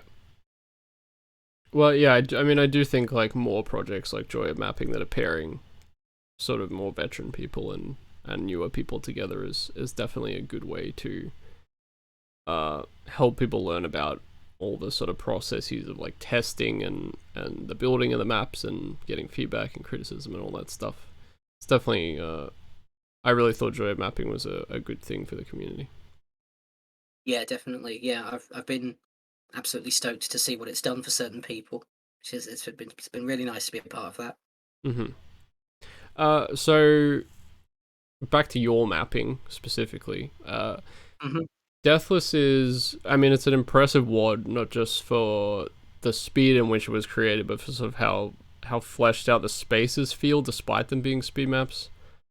Uh, I guess I'm curious, like, what made you want to take on making 27 maps in 9 days? Well, that was never my goal. My goal was never to be Okay. super duper speedy and get the whole thing done in as little time as possible. But I think it was a combination of outside factors, some of which I won't like bore you with the details, but I guess I just had a lot of free time to myself. So a lot of like time after my university studies just to basically recover from a bit of a burnout, Mm-hmm. um, and just to get back into the swing of things creatively with a project that I definitely wanted to make myself. So it started out as an Ultimate Doom replacement episode for episode 4. So it started out with just the fourth episode, which was Griefless, and I started out with uh, like a vague kind of idea that I just wanted to pour out a bunch of my more negative emotions into just one little creative endeavor that wouldn't take me, an evening to put together. Sure. And what I wound up doing is, it must have been like 2 o'clock in the morning on a very chilly winter's evening. Um, on the like while I was living in Australia. Mm-hmm. So this is like the middle of the year. It's around about June or July time, I think. Um, I've been having some problems, like just navigating some personal grievances that I've had with finding work and interpersonal relationships and stuff like that. Just feeling a bit rotten. I'm like, why don't I just use the time that I've got while I'm kind of like being kept awake by all of this kind of chaotic stuff that's going on in my head and just use it to create some maps. Sure, yeah. And what I wound up doing was staying up for a couple more hours in the night. Or maybe I did pull an all nighter actually. I put the first 8 layouts of Griefless together in the span of that evening. And I literally just drew shapes, textured them very basically, and kind of came back to it the following morning or afternoon, as the case may have been. Um, Mm-hmm. so um, it was all done inside one mapping session as well, which I think I had not tried before. So you've probably seen every so often, if I've got like a big project in the works, sometimes I'll post something either on the Doomworld forums or in a Discord that I'm in. You may have seen that I map everything together in a single session now, if I possibly can. So that means drawing one layout, moving that to one side, and then drawing the next layout Yeah, sure. immediately next to it. So yeah, it turned out that that was the way that I wanted to do it with that project. So Griefless was mapped out within the space of 24 hours. Right. All 9 layouts, I'm pretty sure, were done very, very quickly. Actually, the first 8, I'm pretty sure, were done. So E4M1 to E4M8 were all done within 24 hours time, and then I think the secret level I bolted on afterwards. So Wow. Yeah. that definitely turned out to be um, the way forward for me for that project. Mm-hmm. Because when Nano Wadmo rolled around, I think at the tail end of 2018, it must have been, yeah. So October 2018. So Ryathian, or Squiber as he's sometimes called, was the head of that project. It was kind of like similar to Joy of Mapping in a way where we all got together on a Discord and we all just sat and created. It was much more like isolated, I think, because doing their very much their own thing, and we were mapping over the course of to get something put together. For reference, Nano Wadmo is sort of like a backronym for Hmm. National November Writing Month, except Right. it's Doom Wads, obviously. So yeah, that kind of like got me inspired to do the rest of the Ultimate Doom campaign that I wanted to put together for Deathless. And I think the main reason that it came together so quickly, aside from all of the free time that, like in my personal life, just the fact that I had this sort of laser focus on the project that I hadn't quite had before, and that might have been the outside influences kind of guiding that. But I remember preparing very, very solidly for the project to just before we started the mapping phase at the beginning of October. So I gathered MIDIs and like music selections. I decided on map names and all the graphics. I put everything together inside a resource file so that I could very quickly just slot the maps back into that file as they were being made. Right.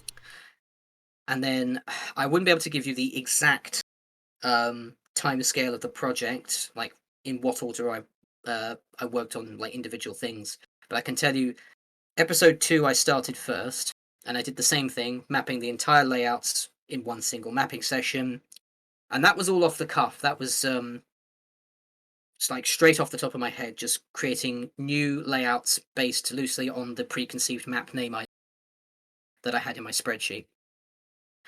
Then I started on episode 3.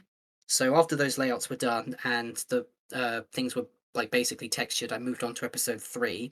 Now with episode 3, this was another interesting case because I had a lot of preconceived layouts that I had like already made basically for a planned expansion to Griefless. I was going to call episode 3 Deathless. Of course, it wound up being called Deathless in the end. But I was going to make episode 3 as a single entity before I moved on to 2 and 1, basically. Mhm. That was the original plan before the Nano Wadmo plan came along. So, as with some of my other projects, I actually realized I don't have that I do for episode 3 and for episode 3 that I did for the original episode 4. So those layouts sort of got made, and I didn't really do much with them at all. Right. But then once the actual proper Nano Wadmo project came along, I was like, I've got all of these layouts. I've got a very vivid idea of how these should play. I'm just going to remake them all from scratch. So I did exactly that. I remade all those layouts from scratch. I was able to put them together a little bit more cohesively this time. Things just sort of flowed a bit better for me creatively. And again, I did it all in one single session. Probably took me a couple of days to put all of that together. I think episode 2 was mapped out layout wise within a single day. And then episode 1 came along, and then I decided actually I'll just change up my plan a little bit slightly again and do everything on paper first. Oh, okay. So I remember Makes a bit different, yeah. sitting down in my bed and just like scribbling things and just little ideas I had. So episode 1 came together quite quickly after I'd given it quite a bit of thought and just pre-planned on paper. For reference, I now do pretty much everything on paper. Oh, that's interesting. Yeah. That's another one that's very different between mappers. Some people are like, "Oh, you never do anything on paper. Like, you should always just go straight into the editor." And then other people swear by doing it on paper, and everyone's very different.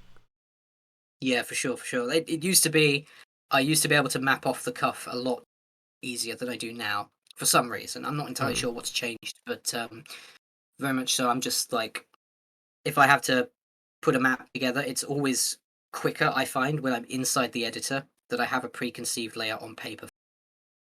Right. So, Okay. yeah, and that's certainly how episode 1 of Deathless came along. So yeah, uh, the the reality is that I did want to spend the full month Wadmo on creating Deathless, Mhm. but as it happened, like the planets had aligned like perfectly for me to get the entire 27 map roster done within like 9 days, so less than a third of the actual allotted time. Yeah. Jeez.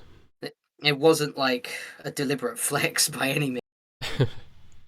It was just the way that it came about. had everything just sort of ironed out and planned nicely before. And again, I was still going a bit off the cuff, especially with episode 2. But Right. it just turned out that the dominoes were lined up quite nicely for that in the end. Yeah, I mean, sometimes it is like a lot of my mapping is done in like big creative bursts, and you know, some people are able to kind of do it in a more structured way, and then other people have like creative energy they need to expend in sort of big bursts like that, and yeah, sometimes it just works out. Yeah, definitely. It's different for everybody. Yeah, I find that my creative energy comes in dribs and drabs. Yeah, Like me too. there will be times where I'm not able to map a single line without looking at it and going, "What the hell am I doing with my life?" Um, and then there's times where just zoom, I'm just going full pelt the entire time. Yeah, exactly. Um, Definitely working with Deathless's tight schedule, which was kind of impromptu more than anything else, but gave me real sense of creative liberation. Hmm. Like I was just like again, like we were saying earlier, I wasn't caring too much the trivial details. I was just drawing shapes, plopping down textures, putting down monsters, and then just dust in my hands. You know, that's that done. Let's move on to the next thing. So yeah, Yeah. So jumping ahead again a little bit to Sigil, um, ah yes. this is kind of quite a unique experience, I think. But tell me how you got involved with that project and sort of how John Romero contacted you initially for it.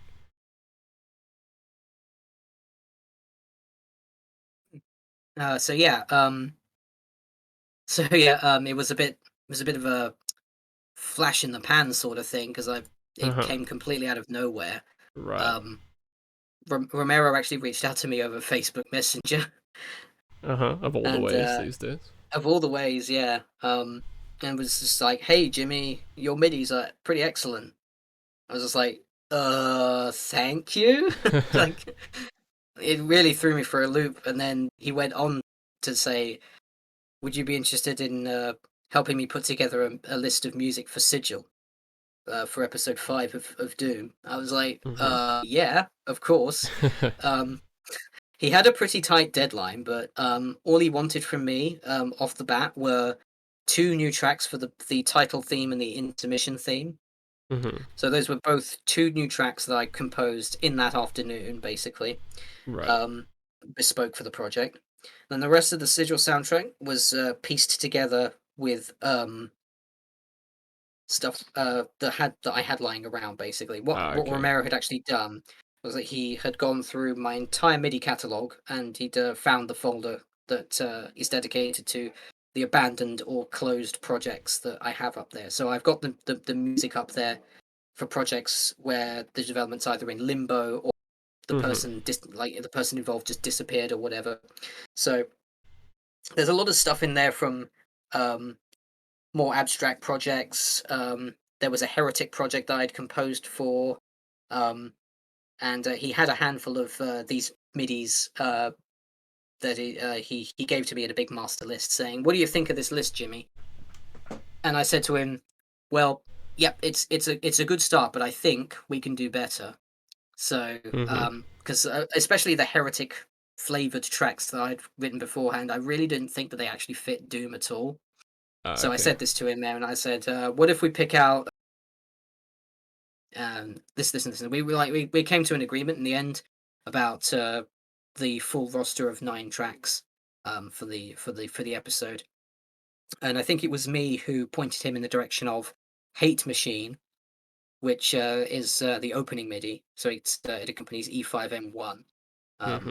And that I think was a good call because everybody loves that track. It's like Right. the iconic Sigil track. So I'm really happy that I managed to do that. Hmm. Um, but yeah, it was honestly really, really Surreal, I would surreal. imagine. Yeah. Yeah, for sure. Yeah. Uh-huh.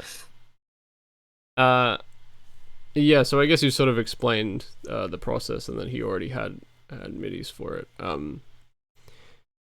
Uh, I guess like were you given some early access to the maps and then able to sort of figure out what kind of tone he was looking for from there, or did he not really want to do that, and you just had to kind of do a bit of guesswork? I don't know. I think no, I didn't get the maps early, Mm-hmm. but I had a vague notion of what they looked like. Right. He'd been doing live streams of them on Twitch beforehand, Yeah. Okay. so I had a sense of what Sigil was gonna look like. Perhaps not in totality, but I had a good idea of what it's gonna look like in mind. It looked like a fairly oppressive and dark and gloomy sort of set, which I vibed with, which I enjoyed. Mm-hmm. But yeah, he didn't give me an early look at the set. He did give me some a look at I think at the new graphics he was going to use for like and for the title pick and the inter pick. Mm-hmm. And that was about it. I think that's all I really had to go. I only had his master list of music to go from, which was all consisting of things that he picked out from my existing catalog that he wanted to use for the maps. Mm-hmm. And like I said, we did tweak that a little bit in the end, and yeah, that was good fun to be part of that. Like I said, really really surreal, Yeah, and for sure. I hope something like that comes along again for sure. Sigil 2, maybe. Who knows? well, we know Sigil 2 is gonna happen, so It's true. Yeah. watch this space, I suppose. So you talked a little bit about like your heretic midis and stuff like that. So you've obviously sort of dabbled with the game in the past. What made you like want to make a bunch of heretic maps with Faithless? Was it sort of a lack of heretic maps existing in the community, or was it something specific? I think Heretic is underloved. Is what I'll say off the bat. I know it's got a couple of like little gameplay problems that not many people are keen on. Like the weapons are a bit weaker, enemies are kind of tanky, and there's less variety, and the texture pool is minimal, that sort of thing. So the impetus with Faithless was, I suppose, to get some ideas out for a hub-based layout or a hub-based episode that I had in mind, and Heretic felt like the better setting to make that take place in, because Hexen is a game that's quite different on a technical level to any of the pre-existing id Tech 1 games. Right. And like I couldn't really be bothered to work with like the class-based system and all of the different ways that game can be manipulated and all the ways that can be played. So Heretic felt like the much better alternative for me, because it employed that medieval fantasy, that dark fantasy feeling that I like really enjoyed. And again, I did see a bit of a lack of maps, just made for the game in the community. Again, it just seems like it's not loved. It's seems to be people will occasionally make maps for it, and occasionally those maps will be really really good, but doesn't get nearly the same amount of love as Doom. Yeah. Right. I mean, yeah, I think Heretic could definitely afford to have some extra content made for it. Although not a player of it myself, I will say, but I know they're out there. And with Faceless, sort of like a lot of your projects actually, when I've sort of read text files and stuff for them, it has like a storyline accompanying it. And do you tend to use like a vague story for your projects as part of the process of creating the maps, or is this nearly always something that you add after the fact? Yeah, it's nearly always after the Mm-hmm. Hexen and Heretic again only have a vague. So yeah, they only have vague storyline too. And I kind of like that in a way, but it also doesn't leave much room for imagination. Mm-hmm. So what I did with Faithless was, because I was kind of tying together mechanics and texture sets from both those games, I sort of set it in universe storyline wise between those two games as well.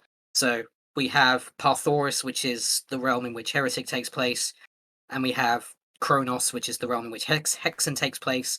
And I basically connected the two worlds together by suddenly all these dark portals start rising up around Parthoris, and the creatures from the aftermath of the War of Kronos start pouring through these portals. And that's kind of the idea behind having all the Hexen monsters in Heretic. Um, Not just because I think they fit aesthetically, but also because I think there are some really clever monsters in Hexen that work well within Heretic as well, just as well, and they round out the bestiary really nicely. And I definitely wanted Faithless to be the best of both worlds. So the excitement of exploring this great big expansive hub layout from Hexen, and the like colorful, sort of almost cheesy kind of medieval fantasy setting of Heretic. Whereas Hexen's a lot more dark, and there's a lot of like sort of more grungy, dingy atmospheres in that one, which I still love. I still love the overall atmosphere of Hexen. It's got atmosphere in spades, but Heretic just felt to me like working from that game as a backbone. That felt to be the more straightforward way about things. And deep lore to back it all up now as well. Importantly. Yeah. Again, like the lore was again less important, and I think, as with anything I make, I don't really worry about the story unless I'm specifically aiming for something that's story driven. Just going back to what's happened to what I did as a very young mapper. I always wanted to make something that was very story driven. And again, this goes back to the ZDoom scripting day, right, where we had like fun little cutscenes set up by fake like camera settings and subtitles and voice acting and that sort of stuff. So I'm talking about things like the Mass Mouth series and stuff like that, and Void and things like that. So I always wanted to make something like that. But again, like nowadays, I'm less worried about story in the things I create. There is probably still going to be scope later on down the track for me to put something that's actually properly story driven, though. I really do want to embark on something like that eventually. I was saying to Rubik's, we were talking about the ZDoom cutscenes and such. Some of them are very funny, and it's like my favorite like B-movie subgenre is ZDoom cutscenes. Yeah, they are great. Mass Mouth 2 has some of the best character dialogue that I've heard in a Doom map set, frankly. Some high quality stuff out there for sure. So Isolation was a community project you organized. Was it last year? Or the year before? 2020. It was 2020. Yep, and sort of giving people a creative outlet during the pandemic. Yeah. And I suppose you talked about with Deathless how Doom mapping was sort of very important for you as like a creative outlet. I suppose I was just wondering how Doom has sort of helped you as a creative outlet over the years, being part of the community. Yeah, it's really helped me in a big way, I think. It's helped me find my feet as a creator. It's helped me get to grips with the basics of game design and level design. Because this is something that ideally I'd be doing as a full-fledged career, making my living doing this thing. Sure. We're not quite there yet, but that's definitely on the horizon for me, I think. And it kind of like lets me be creative in two senses. There's the artistic side of Doom mapping, and then there's the more methodical side of Doom mapping, where it's more like a science than an art. Right. And I guess you can put that down to any number of things, really. But like, I kind of view Doom layouts like creating all these crazy otherworldly sort of locations, which you can do in the Doom engine now with all these modern ports and all these crazy texture sets that are coming out. So that's the artistic side of it, is the designing the actual settings themselves. And then on the more theoretical scientific side, you have like honing the combat and creating the encounters, setting up traps, stuff like that, and overall creating an immersive narrative experience for a player. And I think it's great that Doom mapping encapsulates both of those things. It's just always so much fun to be able to be both an artist and a scientist at the same time, I suppose. Right. Yeah. For sure. I mean, I definitely understand there's two aspects of it. The more sort of mechanical side of it, And I think there's often Yeah. you feel that split when you're mapping earlier on maybe than later. At least with Boom, especially, I found that like I used to really hate having to do the mechanics of like voodoo dolls, and now I have to like sort out progression and like make these things open so this stuff can come out or whatever. But as I progressed, I Yeah. found that those aspects have become like a bit more intertwined, and I've started to really enjoy making like fun little like voodoo contraptions to make things work in Boom and things like that. I think eventually you do kind of start to like meld the two processes together a little bit. Yeah, definitely. Yeah, there's always something on the technical that you're doing with game design on any level. Yeah. Um, and it just depends roughly on what you're going for. If you're going for something that's way more abstract, then you can kind of throw caution to the wind in a lot of cases. But there's always been a part of me that's been really methodical about monster placement and the overall flow of a map layout, stuff like that. Hmm. So yeah, while I try to be very much in tune with my creative side, and I try to again like fill the void that I see um, just in the community's overall output, and I try to be a little bit cleverer than try to be a little bit cleverer than I usually am, I suppose, with coming up with cool new ideas and stuff like that, things that I've not seen done before in Doom. I'm always tuned in some way to how things have been done beforehand, because Yeah. that's how you make something accessible. I think, because you sort of bear these things in mind, and you listen to the wisdom of the greats, and you try to imitate the great things that have come before you. Hmm. That's how people like invariably get involved with your stuff, I think. Yeah, for sure. Uh, so Deathless and Earthless have actually they've been picked up as part of the official add-on series, which if people don't know what that is, it's like Bethesda. They're offering WODs now as like additional content for. I think it's just for console players, for like Xbox One and on the Switch. Uh, so you can actually like play a lot of strictly vanilla stuff, obviously at the moment. Um, but you It can is play also that add-on playable content. on Yeah, PC, it's just on for the classic anything. Unity port. Yeah, for Unity. Yeah, yeah, that's right. Um, So was there like any back and forth with like Bethesda about your WODs being added to the list, or like how Hmm. did that work? There was a little bit of back and forth, yeah. Hmm. So the way that it works is that Mike Rubitz, aka Sponge, he's kind of Bethesda's middleman. So he's in the Doom community. He's an active member of several discords in the Doom world. I think he's Sure. posted on Doom World as well in a lot of cases. But he's the one who is kind of managing the output of the community and bringing it on board the Doom Classic Unity port. And he has ties to Kevin Cloud, who is still id Software ZeniMax's main biz guy. Ah, right. Um, and the two of them kind of communicate with the rest of us, uh, basically to decide on which official add-ons should be part of the Classic Unity. Hmm. And I've been involved in quite a few now, nearly every single one in some small, whether it's because I made maps or because I made music or Sure. Yeah. offered some other things, that sort of thing. Um, so Mike is the person that I did wind up going to him maybe a year or so ago and asking if I could actually be part of um, the Unity port in the capacity of actually generating new content for them specifically. Hmm. Um, Right. so nothing really came of that, because I think they are just relying on community output across the board, which is great. Like it's great that they're involving the wider Doom community with all this sort of Sure. stuff. So we've had things like Doom Zero. Uh, we've had Anomaly Report recently get added. There's I know there's some stuff as well still in the pipeline, which I can't really talk about, but Hmm. um, they are definitely still planning on adding more stuff, and I think that's great.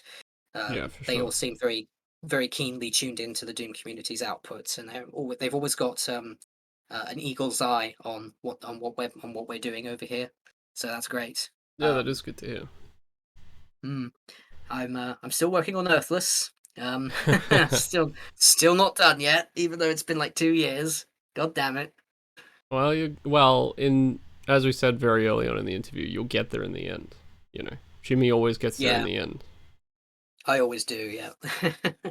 So with these official add-ons and with Sigil, is it strange to have like almost become a part of Doom's official catalog in a way through these two ventures? Oh yeah, you kidding? Yeah, it's like what the heck? I'm the soundtrack to episode 5 of Doom, Yeah, like the crazy. official episode 5 of Doom, like John Romero's episode 5.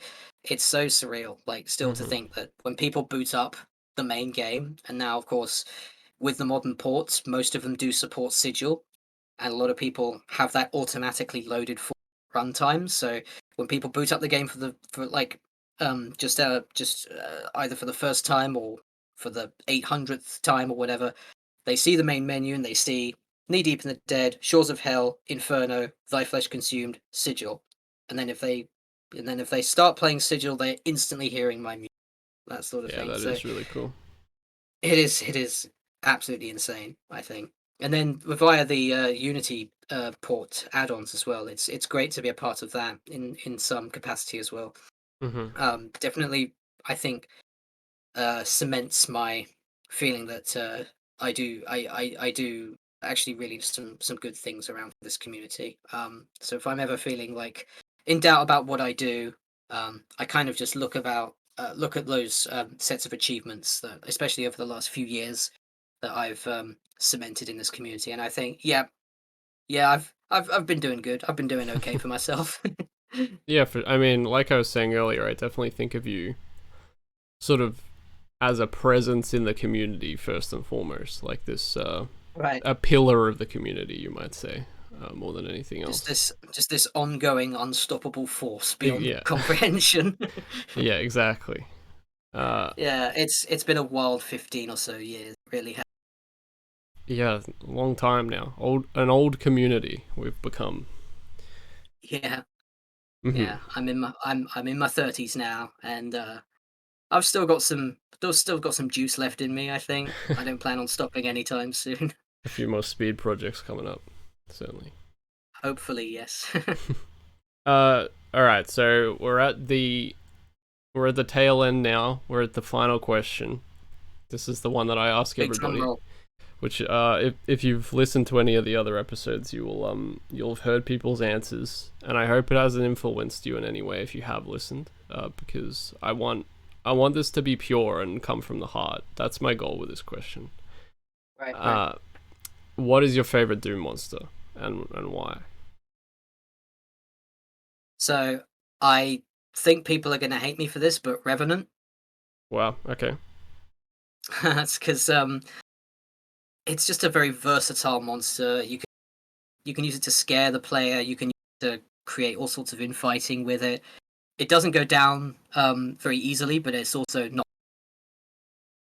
too tanky. So it's like Hmm. probably like the perfect mid tier monster to put in almost any encounter. Um, I I have been accused in many cases of using revenants far too frequently in my map. Oh, really? Especially early. Especially early on in Genesis. There's a lot of maps in like the first quarter of Genesis, maybe, Hmm. that just have far too many mid tiers. Especially map 1 is actually quite weirdly populated with high tier monsters. Like that is the way that I've always viewed it, to be honest, in retrospect. Mm. Um, because it's got like, you know, probably half a dozen revenants. Some like at least 4 of them are all in one single encounter, and then I think the ending room of that map actually has another 2 that it just foists on you just suddenly. Um, Pretty sure there's a Mancubus as well on map 1, but I could be wrong there. So it's one of those it's one of those things where, again, I'm looking back and thinking I would probably do things differently nowadays, especially given Hmm. that some people have given or did initially give me feedback on Genesis's early maps, along the lines of, There's far too many Revenants. I'm not playing this anymore. Was this Just John rage quit. Sweepy who gave you this? Because he can't be trusted when it comes to Revenants. He has a No, horrible bias towards them. yeah, I know he does, but I don't know if it wasn't Sweet Pea on this occasion. I think, yeah, I think he started streaming around about 2013, didn't he? Something like that. I remember Perhaps. a little bit soon after Genesis actually came out. But no, a lot of my playtesters, even after it was fully released and bug fixed and whatnot, was still like, Jimmy, this is too many Revenants. Well, Shout out to Marion in particular, who has been the most vocal person in my life about my usage. But whatever, I it hate is her. what A it Revenant hater. Well, I'll have you know, Rubik's also chose the Revenant, so you're in good company. Oh, in my fabulous! opinion. Okay. It definitely, I mean, like you said, so versatile. And versatile in lots of ways. Sort of what me and Yeah. Rubik's talked about specifically was that, for one thing, you can put a Revenant, like a pack of Revenants on its own, and they will create interesting movement by themselves, because some of their rockets home and some of them don't. So Yeah. the player, Yeah, it's like yeah, yeah. unpredictable by nature already, just with one Yeah, monster, definitely. which doesn't really happen with other monsters. Yeah, for sure. Yeah, Yeah. yeah. And we haven't even touched on the fact that the Revenant is just a hilarious mod. Like That's true. it's just such meme potential. It's a giant skeleton that screams and like Yeah, and the shirt like and in pants as a kid. There was yeah. something about the red sort of half shorts that really captured my imagination. just like basketball uniforms. He's like a capri pants or something. Yeah. Interesting choice, certainly. Yeah. Well, Oh man. definitely a solid choice of monster, I think. And Mm. Slaughter Mappers everywhere will be happy to hear it, I think. I'm hopefully going to be embarking on my own sort of proto slaughter map. Oh, Sort of experience with the latter half of Earthless. I've been inching my way into that territory ever so gradually.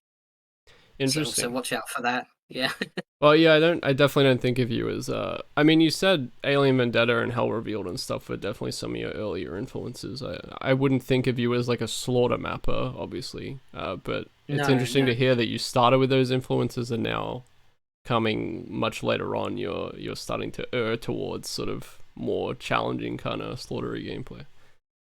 Yeah, for sure, It's like again, I've kind of gone on a bit of a bell curve sort of route. As I did with my early Sea Doom stuff as well. But yeah, I've never been super duper fond of Slaughter Map. Just on the basis of my skill level is far too like I don't have the refined that some of these mappers do in order to A play these maps that other people make and B play test my own maps. Right. So it's so difficult when the map itself is just beating you senseless. It's such a demoralizing Yeah, sure. thing during the playtest process. So what's yeah, making hopefully you that's on kind the of way up. move towards that now?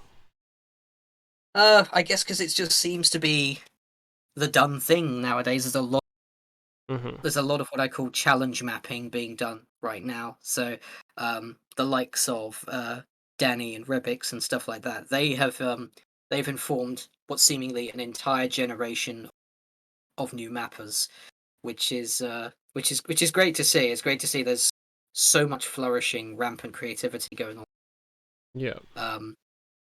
It is far outside of my own comfort zone in being able to play and make those sorts of maps.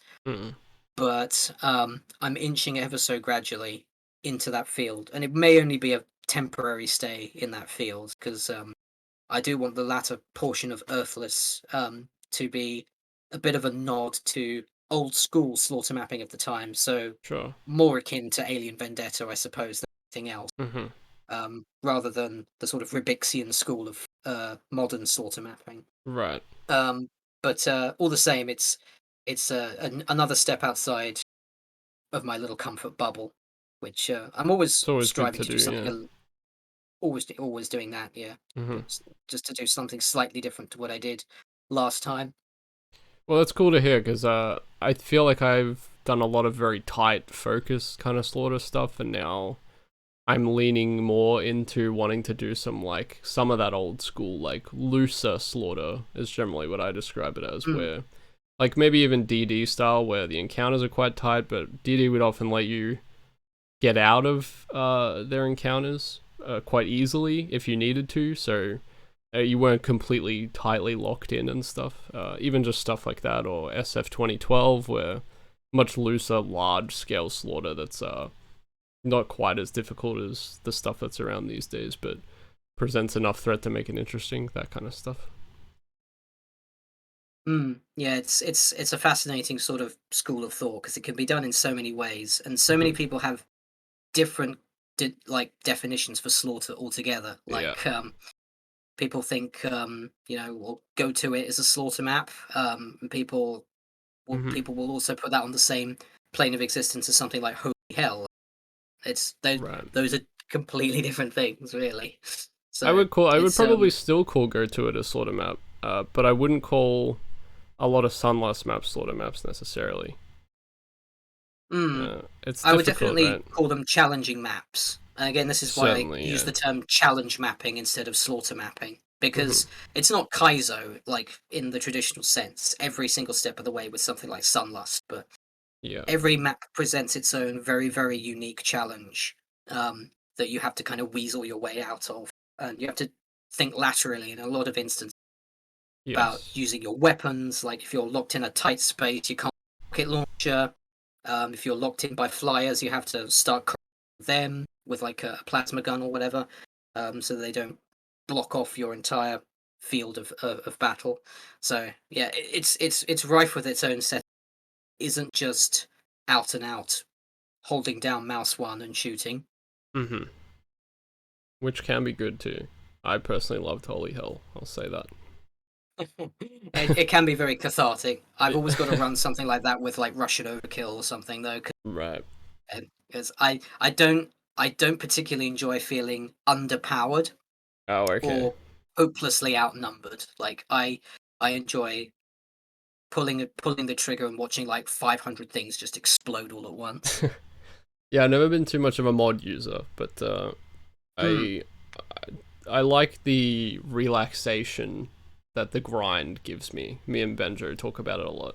Just being the grind of being able to go through these monsters, and it has quite a relaxing little Perfect Dark MIDI playing in the background. So, I always love Holy Hell. I would like to make something similar to it in the future, but we'll see. Oh, okay, yeah. I think for me, I tend to be a little bit bored if I'm not facing a little bit of incidental combat.